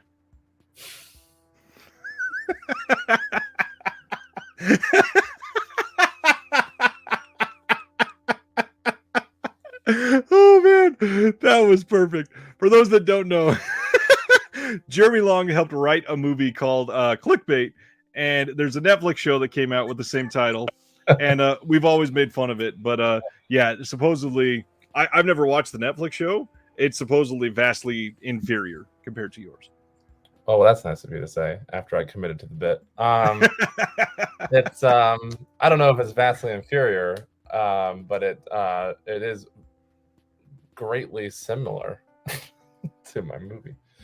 The only thing I wish. Oh, Stan, you should go to Beyond Fest. Oh, that's what I was saying. First of all, real quick, the only thing I wish compared to the Netflix series is that Zoe Kazan was in my movie because I adore her. And also, if they used a goddamn different title. Yeah, correct. If they use a different title. Yeah, that's what I said. Yes, and then Zoe Kazan was in my movie, not their show. Exactly. Beyond, I can't imagine any festival, even Sundance, even Cannes, being as good as Beyond Fest, because I mean it's obviously specifically for horror and genre films, like specifically, so it's not as broad as other festivals, but just the amount of effort and energy that the organizers put into it, it's been expanding every year. It's gotten bigger and bigger every year. This was their biggest and best year yet. Yeah. Oh great. Oh, well, this was their best year yet, Stan. But I'm glad that you and you missed it. In the past. But oh my gosh, they have T-shirt cannons, they have beach balls bouncing around the audience, they have, they get some really great gets for the Q&As and all kinds of goodies and free swag. It's nuts. It's crazy. It's an amazing festival that caters to film lovers and film fans. I love it. I've been doing it since 2017. So this was their 10th year. This was their 10th anniversary. So I haven't been there from the start, but to answer your question, Stan says we probably know a lot of the same people. Probably. Here, I made a list of my top films from the festival. Actually, I ranked everything. Well, first off, how many did you see total? So if you group it as events, then it was 19. Jesus. But because some of those events were multiple features, like there was a Shatner triple feature on Sunday, so that's 3 movies, and like they paired the Weird Al biopic with a 35mm screening of UHF, which was delicious. So that's 2 movies. Yeah, festival audiences are probably the best audience. If you're committing to going to the festival, then yeah, you're gonna You're be a all good in. audience. You're probably a big. Jeremy's telling me happy birthday. It's not my birthday. It's just an in joke, just so everybody knows. So 22 films total if you break down the films themselves within the events. If it was like an event with multiple films, it was 22 films. Jesus. There's a lot more I wanted to go to. Basically, Right. what they do for anybody who's not in Los Angeles, the American Cinematheque, which is one of the many sponsors of Beyond Fest, owns 3 theaters: the Egyptian, the Aero Theater in Santa Monica, and then the Los Feliz Theater. And the Los Feliz Theater is much smaller, and that one was recently acquired. And so they used to have the big, huge premieres, like the Hollywood Ends type of premiere. I'm running on fumes. Sorry. But you were saying the big premieres at the Egyptian. Yeah, hang on. Let me put my new mouth on. They used to have the big ones at the Egyptian, but the Egyptian was bought by Netflix, and they've been remodeling it. I mean, I'm sure COVID pushed it back, but they've been remodeling it for like 3 years now. It's taking forever, so it hasn't reopened yet. So the last couple of years, the big premieres have been at the Hollywood Legion Theater, which is also a beautiful theater.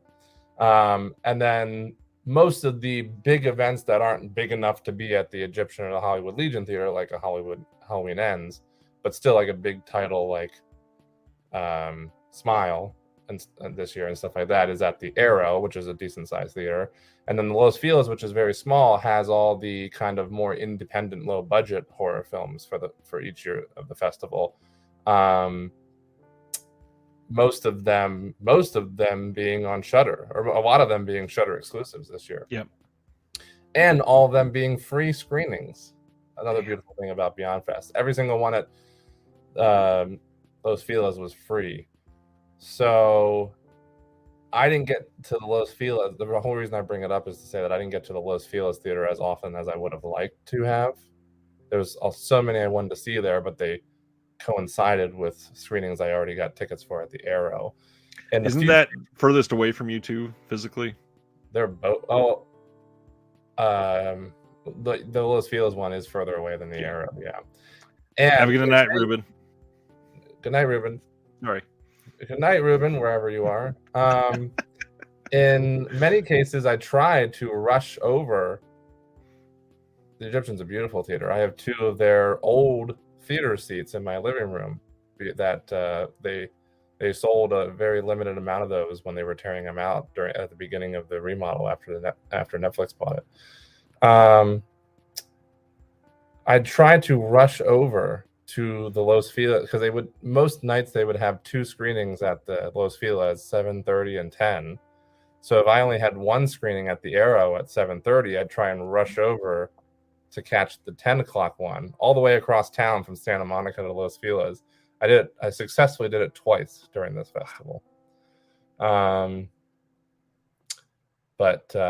So anyways, point is I didn't get to see as many of the lower in this, like the indie horror films as they wanted. So I saw a lot of the big stuff, which I was excited about. I'll give you my top 10. Let's do it. There's an animation festival. Did you know that they do a Son of Monsterpalooza, by the way, Ryan? Yeah, and the sad thing is the lineup they have, it almost looks better than the Monsterpalooza lineup this year. Not Tim Curry. No Tim Curry, though. You're right. No screencast either. That's true. I bring that up because Ryan and I went to... Cam says he's planning on going to the New Bev soon. Oh, maybe I'll see you. Cam? Yep, that is from the Discord. Do you go there often, Cam? Because he lives in St. Louis. He's never been.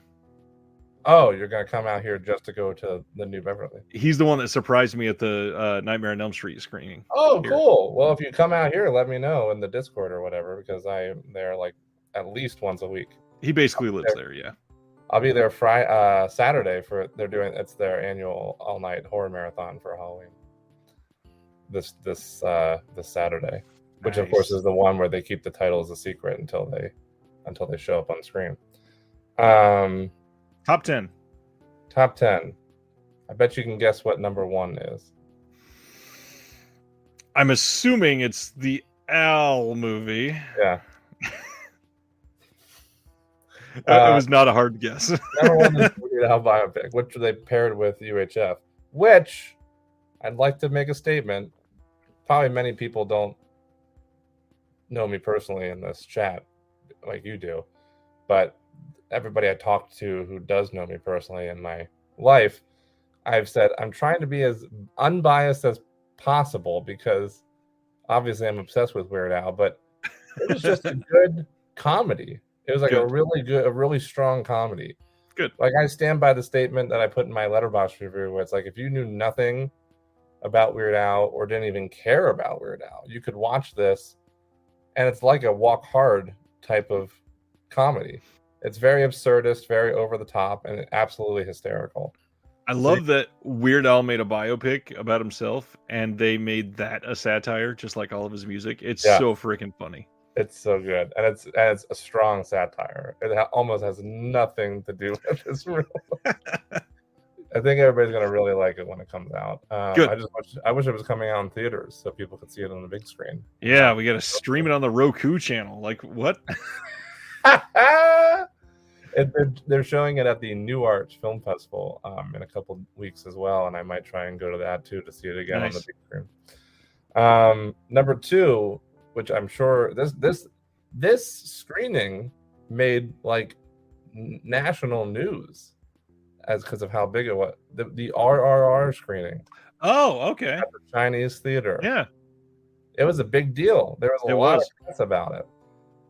Mostly because SS Rajamouli came all the way from India, I guess, to do a Q&A, and it was like the biggest screening of that movie because the Chinese theater is huge, and it was by far like the best theater experience I've ever had in my life because 90% I think of the audience had already seen it, unlike me.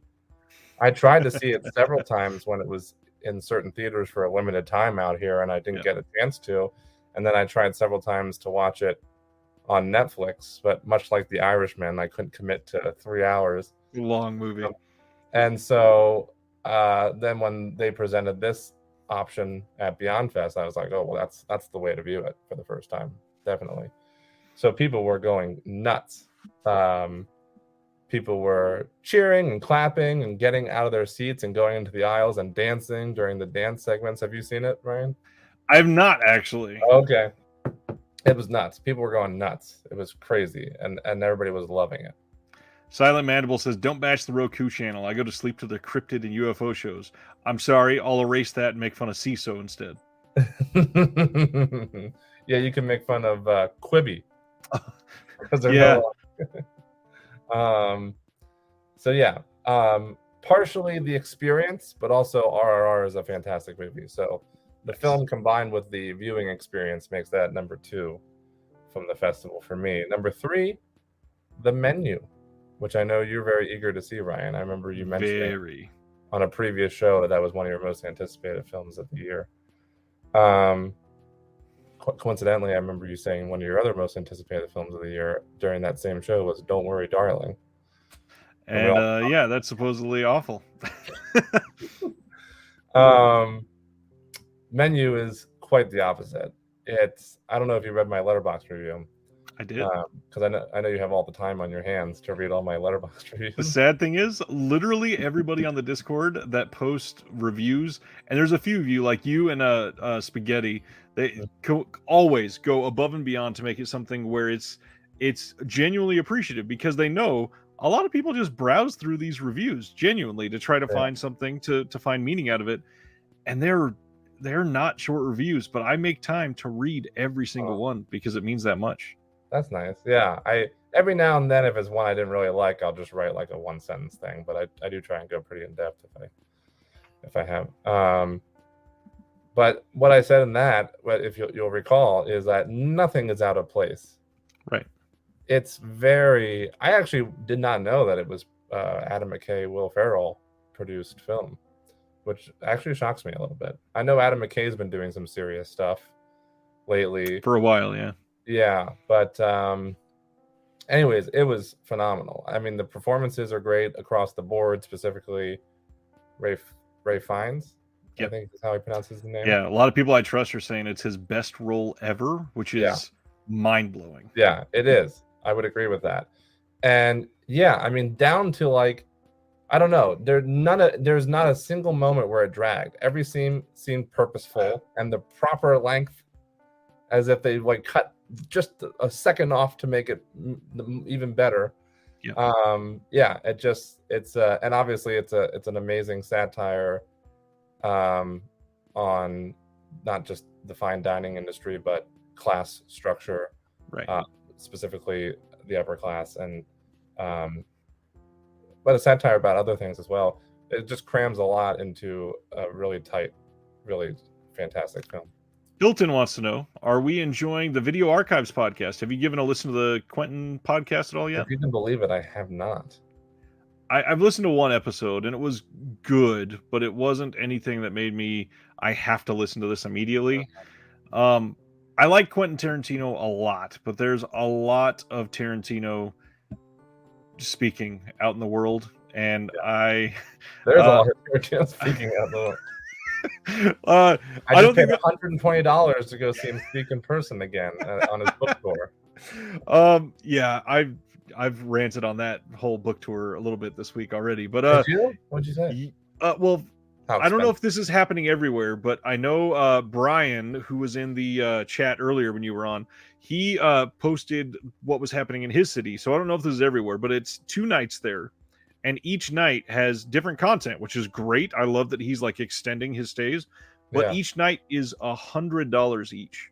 Yeah, and that is a lot of money for people. And when you're trying to be Tarantino and going out into the world, that is going to be a very exclusive thing for people. Yeah. And I don't know, I like to be a little more welcoming than that. And people don't really realize this. A lot of people that are performing for something like this, they have a lot more control over their prices than you think on what they can charge. No, they absolutely do. I speak from experience. Yeah.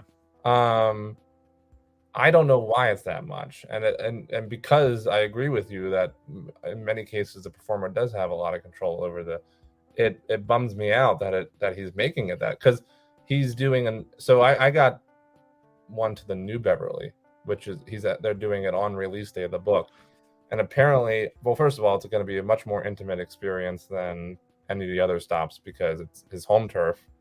It's the New Beverly. It's a very intimate space in general. And from what I understand, talking to some of my friends and family at the New Bev staff, there's supposed to be some surprises at that stop in particular because it's his hometown show. Yeah. So I'm excited for that. But I actually looked at the other Los Angeles stop on the book tour, which is at the Theater at the Ace Hotel. $30 for a selfie. Oh, he's talking about Tyler Main charges $30 for a selfie. Quentin doesn't do selfies even if it's $1,000. Right. And the Theater at the Ace Hotel tickets were even more. They were like $200 some dollars. Jesus. For like a decent seat, like within like somewhere the first couple rows. Whereas the New Bev, as long as I get there early, I could sit in the first couple rows, and it's even if you're in the back of the New Bev, though, it's a great seat. It's such a small, intimate space. But I mean, I'm fortunate enough to be in a position where I could get the $120 ticket at the New Bev, and it's sold out in 2 seconds. So clearly, a lot of people are. But I just don't know why he's charging that much. Yeah. I don't understand it. And even more at other stops on the tour, like I said. I love other Jeremy's question. Will Quentin take a picture with my people's feet? Stan says, love the New Bev, but haven't been since the advent of the pandemic, which I get completely. I really enjoyed it. However, god dang, do they need new seats. Ryan experienced that firsthand when we went to our John Waters double feature. Oh man. Rob maybe says, if I bring a picture of my feet, I'll get half off my ticket for the maybe. Here in the Bay Area, it's only one night, but the price depends on the seat at the Castro Theater. Tickets are from $60 to $120. That makes sense. Oh yeah, it's always going to be at the I've been to the Castro Theater. I like it a lot. Completely agree, Sardis. Sometimes it is absolutely about the money and not the fans. And it And seems like I'm not saying that necessarily about Tarantino here. It's just, I don't know. This is the sort of thing that makes it too exclusive to me. Yeah, and then of course he's doing. I mean, this is classic Tarantino, but he's doing the whole no phones thing. Every single stop is like, check your phones at the door. You're not going to be able to bring them in. Yeah. But so it's like he's making it super duper duper exclusive. But yeah, the obviously it was a flat rate for the new Bev, but the Theater at the Ace Hotel was the same thing as what Quiet Rob said about Castro Theater.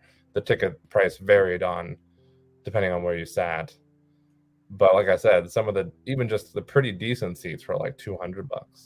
So I was like, oh, well, I'll do the new Bev for 120, which is already a lot, but cheaper than the Theater at the Ace Hotel. Back to Beyond Fest. Sorry. I was like, how did we get on this topic? And it's because you were talking about the Video Archives podcast. Yep. Which I surprisingly have not listened to. I feel better to having not listened to it after hearing you say that it was like, meh. And I love him, and I know, they talk about the New Beverly heavily in that, I've heard, and what's showing there each month and stuff like that. I just haven't had the time, to be honest. That's all. So I'll get around to it at some point, for sure. Okay. I'll take your silence as move on, Jeremy. You're good. I was laughing at Sardis, his comment. I was trying not to laugh too hard. A friend of my brother's takes selfies holding people like a baby. He has Ed Sheeran and Taylor Swift and others. Surprised they're willing to do it. You know what, though? I will say something. I mean, that particular pose, I'm a little surprised because they're kind of putting their safety. Yeah. Their safety in someone else's hands. But as someone who had been to a lot of the Monsterpalooza that we went to was the first time I was at a con in years, which I think I already told you about when we went. But I used to go to a bunch years ago, especially on the East Coast before I moved here. And these people, these celebrities, especially the people who go to cons all the time, love that stuff. Because I would always suggest like crazy poses. Like one time, me and my friend Vola, who's Greek, her and I went to we went to one and we did a photo op with Sebastian Stan, and we did this. I'll send it to you. I don't know if I showed it to you before, but he's like, it's basically the idea was he was stealing my girl away from me, so she's like fawning over his feet, and he's like choking me off to the side with his hand around my neck, and I'm like, ah! And he loved it. He was like so excited. Usually you just walk into those photo ops and they just like take a quick picture and they're like, move on, it's like a herd of cattle. But he was like, no, wait, we gotta do it. Wait, he was like changing the posing around. That's I think he funny. taking like 3 photos because he just loved the idea. Love it. They really love when you switch it up and you don't just. Anyways, I would love to see these baby pictures. Who said that, Sardis? If there's any way he can share that in the Discord. In the Discord, yeah, share the pictures. I want to see these people being held like a baby. And Jeremy says, "Who hates their fans the most?" I mean, that's a long discussion. Ooh, a lot of speculation too. Go. Brie Larson. Whoa, really? Why? Well, she certainly doesn't seem to. The very few times I've run into her, she's been the most standoffish celebrity I think I've ever met. Interesting. Yeah. In my personal experience on like 3 different occasions. All right. I kind of shocked, but okay. Who were you thinking? I mean, Andy Dick. No, I'm just kidding. Andy Dick will do anything if you give him $1. Exactly. That's why it was a full-on joke. I don't know. I think there's kind of a fine line here because obviously the people that are standoffish to fans, I don't necessarily think all of them hate fans, but the way they get treated on a daily basis kind of has to get taken into account. No, I agree. I mean, I try to take that into account as well because people just have bad days. Hi, Bob. Right. And yeah, I mean they are. Yeah, I mean I think the most recent video I remember that went viral was that one where somebody almost knocked over Tom Hanks's wife. He like yeah. And rightfully so. He like flipped out on somebody. But the ones where they respond well are always impressive too. Like the Tom Hanks one, I totally understand. But then I'm sure you saw the one Mila Kunis was at the Jimmy Kimmel show, and somebody gave her a like Natalie Portman picture to sign or something like that. She goes, "Yeah, that's not me," and just went to the next person and kept going. She was totally chill about it. It was funny. I didn't see that actually, but that's funny.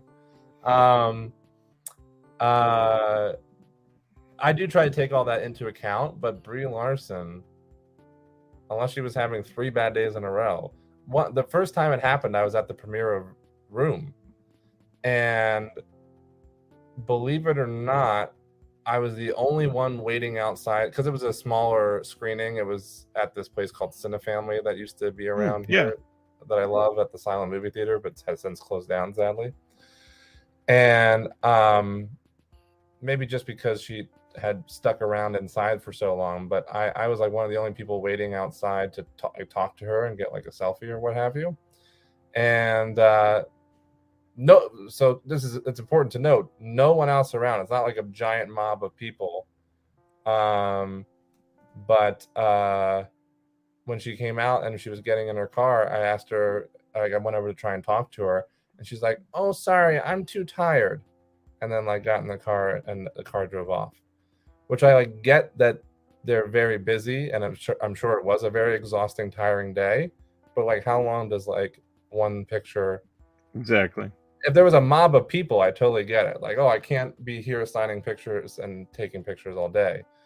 But like one little, like, I just want to say hi, like, hi, I love the movie and whatever. And it would have taken maybe a minute. Yeah. And then the next time was at the premiere of Free Fire at the ArcLight Hollywood. Fun movie, by the way. Yeah, I like that movie a lot. And same thing. I mean, she like kind of like barreled through like a group of fans that were trying to like talk to her and stuff like that at one point in the lobby. It was just and then I forget when the third occasion was, but I was just like, after number 3, I was like, oh, okay, she just really doesn't want it. That's what it came across to as me. Oh shit, should I do this? Should you do what? The PS Gorman. Oh. It's gonna sell out really fast. Some of them probably will. All right, let's wrap it up. Ice says maybe Brie Larson just hates the Foo Fighters. I like to think that I'm Dave Grohl if he never started the Foo Fighters and instead worked at a record store and ate Hungry Man meals for dinner every night. Free Fire is a lot of fun. Hold on, I gotta get my drink. And he's gone. So Beyond Fest, I think, what were we on, like number 3 or whatever? You can go through those if you want, real quick. Yeah, real quick. She probably just hates the Foo Fighters. Wait. I can't not answer this. Give me your top 5 worst bump-ins. I'm sure you've got many. Surprisingly not. The most, like 95%. 3 out of the 5 are Brie. I'll come back to it. Okay. That's a good question. I like it though. That's a good point, Silent Mandible. The fashion in Free Fire is great. I really like Free Fire, and I'm very iffy on Ben Wheatley because I despise In the Earth. God, I hate that movie so much.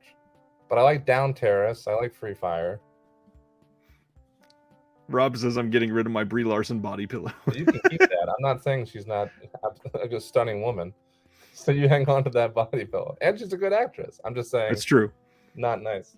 Well, I don't even want to say that. Maybe she was having 3 bad days every single time I ran into her. Oh man, that's funny. I don't know. Okay, so number 3 was Menu. Okay, number 4, Banshees of Inisherin, the new Martin McDonagh film, who I love.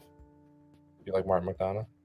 I don't know that I recognize. I mean, I know the name, but I don't think I can name anything. Oh, Martin McDonagh did 3 Billboards. Oh, I like 3 Billboards in Bruges. Okay. Yeah, 7 Psychopaths. I've not seen 7 Psychopaths. Okay. I happen to have this right next to me though. The 4K. Hey. Yeah.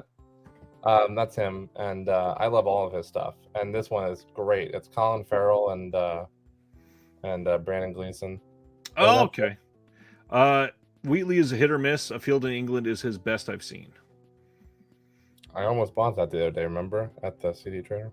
And Stan says, I don't like anybody named after cheese. I can agree with that. It's a really funny comment. Which means just Bree's a monster. Yeah, I had to say that pun. I had to. I'm not a fan of Cheddar Larson either. Little bitch. Oh, man. Number 5, Deadstream. Did you watch that yet? I have not, man, but everybody is raving about that. I went in knowing nothing, and it came out about a week later after I saw it. It was like the second night of Beyond Fest, and it was so good. Wow. Right. And, I actually befriended the writer-director team behind it. It's a husband and wife team. Nice. That directed it. I talked to him for like an hour outside of out front of the Los Feliz Theater. And then I saw him again about a week later because they did a segment in the new VHS film. Oh, wow. Very nice. They're really cool people, and Deadstream is a great film. I highly, highly recommend it. Nice. Number 6. I know from a press show earlier this week that this is a favorite. Triangle of Sadness. Which for me, I know Sean loved it. Sean really loves it. And I know a lot of other people did too, and so did I. Oh, the other Jeremy also liked Deadstream. That's great. But I had a little bit of an issue with the third act, which I posted in my Letterboxd review. If it wasn't for that, it would be perfect, and it probably would be like number 2 or 3 on the list because it is phenomenal and it's really, really great. Have you been watching his stories on Instagram to see how much Sean loved it? Sean loves it. Yeah, I have. Sean bought 200 tickets for other people to go watch it, which is just such a class act move. Oh, it's such a class act move. Yeah. And a great film to do it on as well, because the more people to see it, the better, because I think it is a limited release, and it's probably not going to get as much attention otherwise. Correct. So I'm glad he did that. But yeah, for me, there was just it's literally separated in 2 parts. It's part 1, part 2, and part 3. That's not giving anything away, but part 3 could have no, I was almost going to say could have not existed at all, but definitely could have been trimmed down, and I would have enjoyed it way more. It just there was too many moments where it drugged for me in part 3.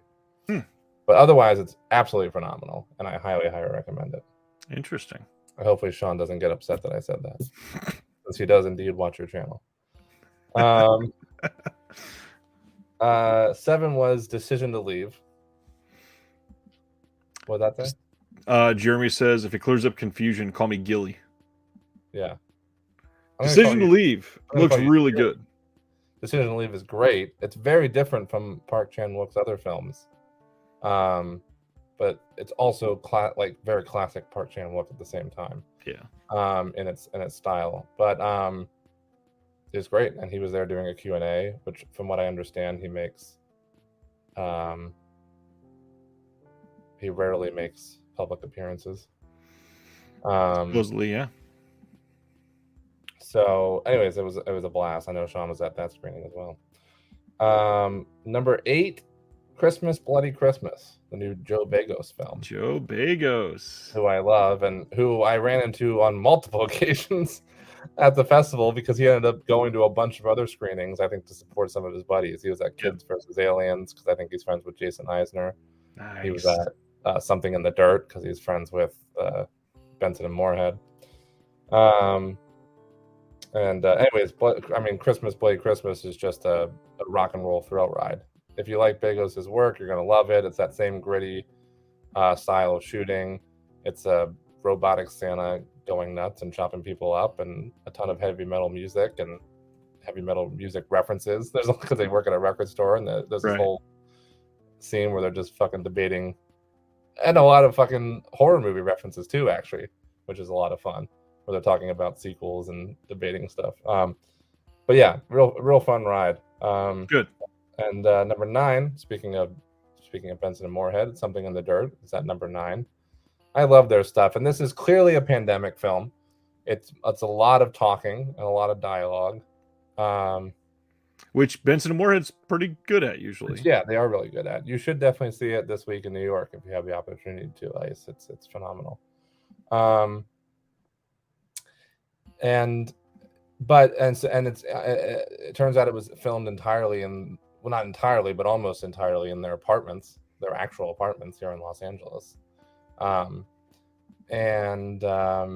I mean, they talked about during the Q&A, it was like if one of them was on camera, the other one was operating the camera, and if both of them were on the camera, then their producing partner was the one operating the camera.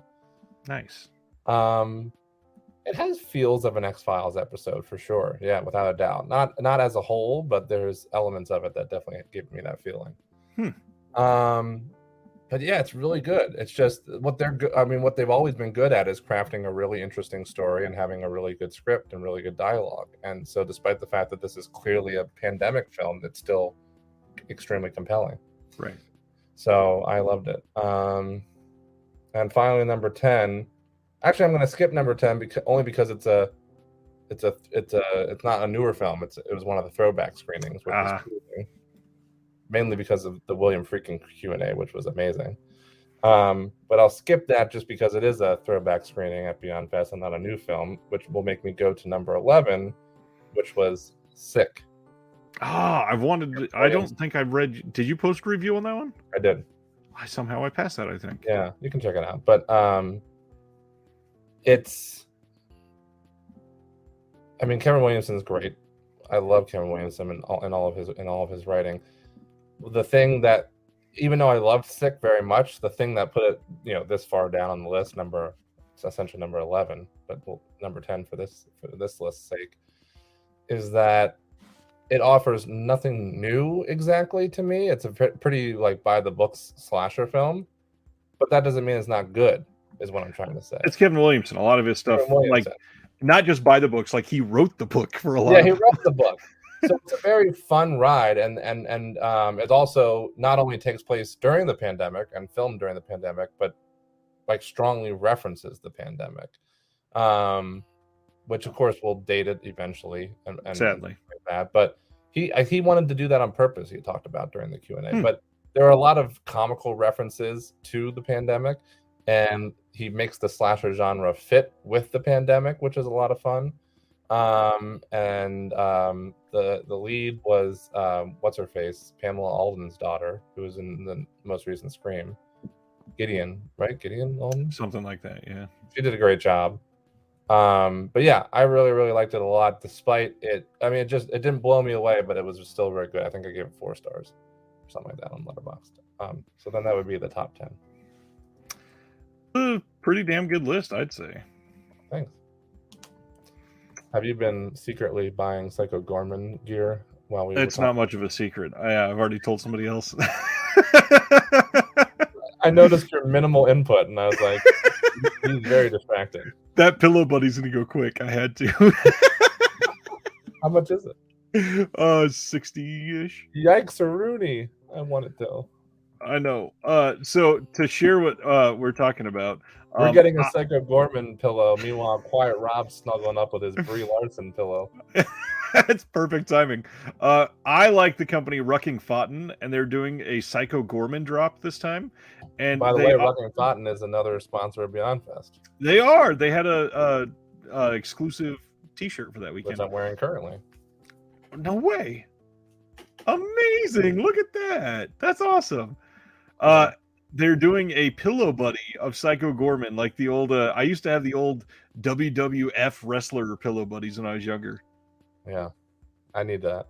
And it's 22 inches. It's not small. 22 inches is pretty damn good for this. I got the figurine, which I know you got too. The limited figurine from. I didn't get it. I want it. You didn't get it? No, I haven't ordered it. No. Oh. The hard part was it only comes with the film, and I already have the film. I think 3 times in other releases. I double dipped though, but for the figurine. I'm gonna have to get that body pillow. We gotta have to get the hell out of here. Stan Geezy says Pamela Adlin's other daughter is the lead in the new Hellraiser. Is that the lead? Is that her other daughter? Let me take a look. I gave her praise in my Hellraiser review and on Letterboxd. I didn't even know it was. I didn't know that. I didn't know. Odessa Azion or Jamie Clayton? Which one? I'm assuming he's talking about Odessa. That's the one that I mentioned in my review. She's the lead. Yep, she is the #1 listed. Yeah, daughter of Pamela Adlon. Wow. Wow. Pretty Well, fantastic. that's a great family. Because Wow. honestly, I loved her in Hellraiser, and I loved. Again, I guess her name is Gideon. Can you double check that for me? Yeah. But she was great in this, and obviously Scream 5. She was great in. Her name is not listed at the top. Of what? Sick? No, I was looking at Scream. I guess I can look at she's Sick a pretty as well. minor. Well, not a minor character, but she. Jane Addams, is that? Oh no, No. Gideon Adlon. There we go. Yep, So Gideon Adlon. Yeah. She is not listed in Scream.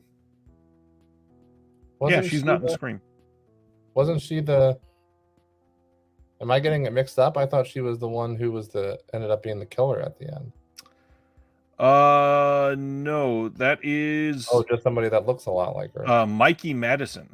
Oh, okay. They do look similar, right? Or am I crazy? Let me pull up the Gideon because they each have kind of like a longer face, I guess. You can just say that I'm wrong. No, genuinely, I don't think I've seen Gideon in anything, so it's kind of hard to say yes. But the IMDb photo, yeah, it's not. Yeah. Well, she's great in Sick, so you'll see her in that. Although I don't know when that's coming out. Sometime next year. Yeah, I would imagine so. A lot of these Beyond Fest ones, they get delayed like forever long. Yeah. They really do. Like Black Phone, I saw last year, and that didn't come out until and summer. That didn't even premiere there. It premiered at Fantastic Fest, which was like 6 weeks before Beyond Fest. And then like a whole year later, it comes out this year during the summer or whatever. Wild, and it still did gangbusters numbers this year. Anyways, Jeremy has to go spend his Brie Larson pillow with the Psycho Gorman pillow buddy. Jeremy has to go spend money on a pillow buddy, so I will tell everybody thanks for hanging out tonight. And every single other item that they're selling. I really wanted the pink hoodie, but god dang it, it's expensive, especially when I'm just buy the pillow buddy. I got the long sleeve too. Okay, I'm gonna have the long sleeve looks kind of amazing. Yeah, I have 2 Wrecking Fountain shirts besides that aren't Beyond Fest, and it's Kill Bill and Bullet Train. I never even saw the Bullet Train drop. Interesting. Well, I don't know. Maybe it's an exclusive because they gave it away at the Bullet. Oh yeah, it was an exclusive at the premiere. I do remember them talking about that. Oh, okay. I'll tell you about something off here as well. Okay, great. Fountain. Real quick before you hang up, I just dated myself. Yep. Oh no, where's Bumpins? No, that's not. I can't think of any off the top of my head besides Brie Larson, and I don't want to hold either of us up. We'll circle back to it on another show. Jeremy, are you in the? He is not in the Discord. Oh, you can try to sell him on it. Well, and speaking of that, before you say your final thing, I'll say thanks to all the patrons again. This is everybody. You'll see Jeremy's name up there as well because he's fantastic. I appreciate everybody. Keep this going so well. I love you guys. That's actually what I was gonna say. You led me into it, was that I appreciate you. Oh, that Sean Baker interview was fantastic. I know I already told you in private, but I wanted to say it now that I'm on the show so close to when it aired, is that it was so great. It was so great to see. And it was so great to see you two geeking out on it, on film and all kinds of stuff. And I just genuinely hope it leads to bigger and better things because all biases aside, I think no one deserves it more to have their channel blow up. And I am just very humbled and very excited to see where it goes and very flattered to be a part of your channel and have you as a friend, more importantly. Yeah, I mean, aw. I love you. Genuinely, I think it's great. I just like where it's going, and I'm hoping it takes off even more. I will, Jeremy. I'll absolutely shoot you a link. Oh yeah, definitely join, Jeremy, and then that way I can respond in there. Because if you give me some time to think of it, I'll have some stories of some bad bump-ins. So I'll post them in the Discord, Jeremy, if you join. Anyways, for everybody, not just Jeremy, I love you all so much, but genuinely, it's been a really good time. Speaking of Patreon, I guess this is a good time to shoot. Is if you are interested, like next Thursday is the last day to get in on the October giveaways. If you're going to go in on the VIP tier, I send this big boutique box to somebody every single month. It's a giveaway, random draw. But then on top of that, we do a watch along every month, and it's not going to be this Sunday, but it'll be the following Sunday. I think that's the 23rd of October, if I'm doing math right. But yeah, it's a great time, and I appreciate everybody just hanging out. The interviews and all that has just sort of been by happenstance, and I mean, just you appreciated me, so I'll just shout out. Like, obviously, I hope you understand how much you mean, because even the Sean Baker thing, the moment that happened, you are the one that knew, and you and I have been talking about that the entire time. So it is. It is something new and odd, and I'm still getting used to it, but I'm not going to say no. Yeah, you and I both know it's only up from here. I hope There's so. Lots of people looking out for you and in your corner, so it's gonna get big. All right. I don't want to go. Like everybody, I love this part of my week, but Jeremy's got to spend money. So again, thank you all the patrons. Have a good night. We'll see you next Thursday. I missed out on that body pillow because of this. I'm gonna take back everything I just said. From Two Collectors, all of you. Have a good night. We'll see you next time. Later. Later.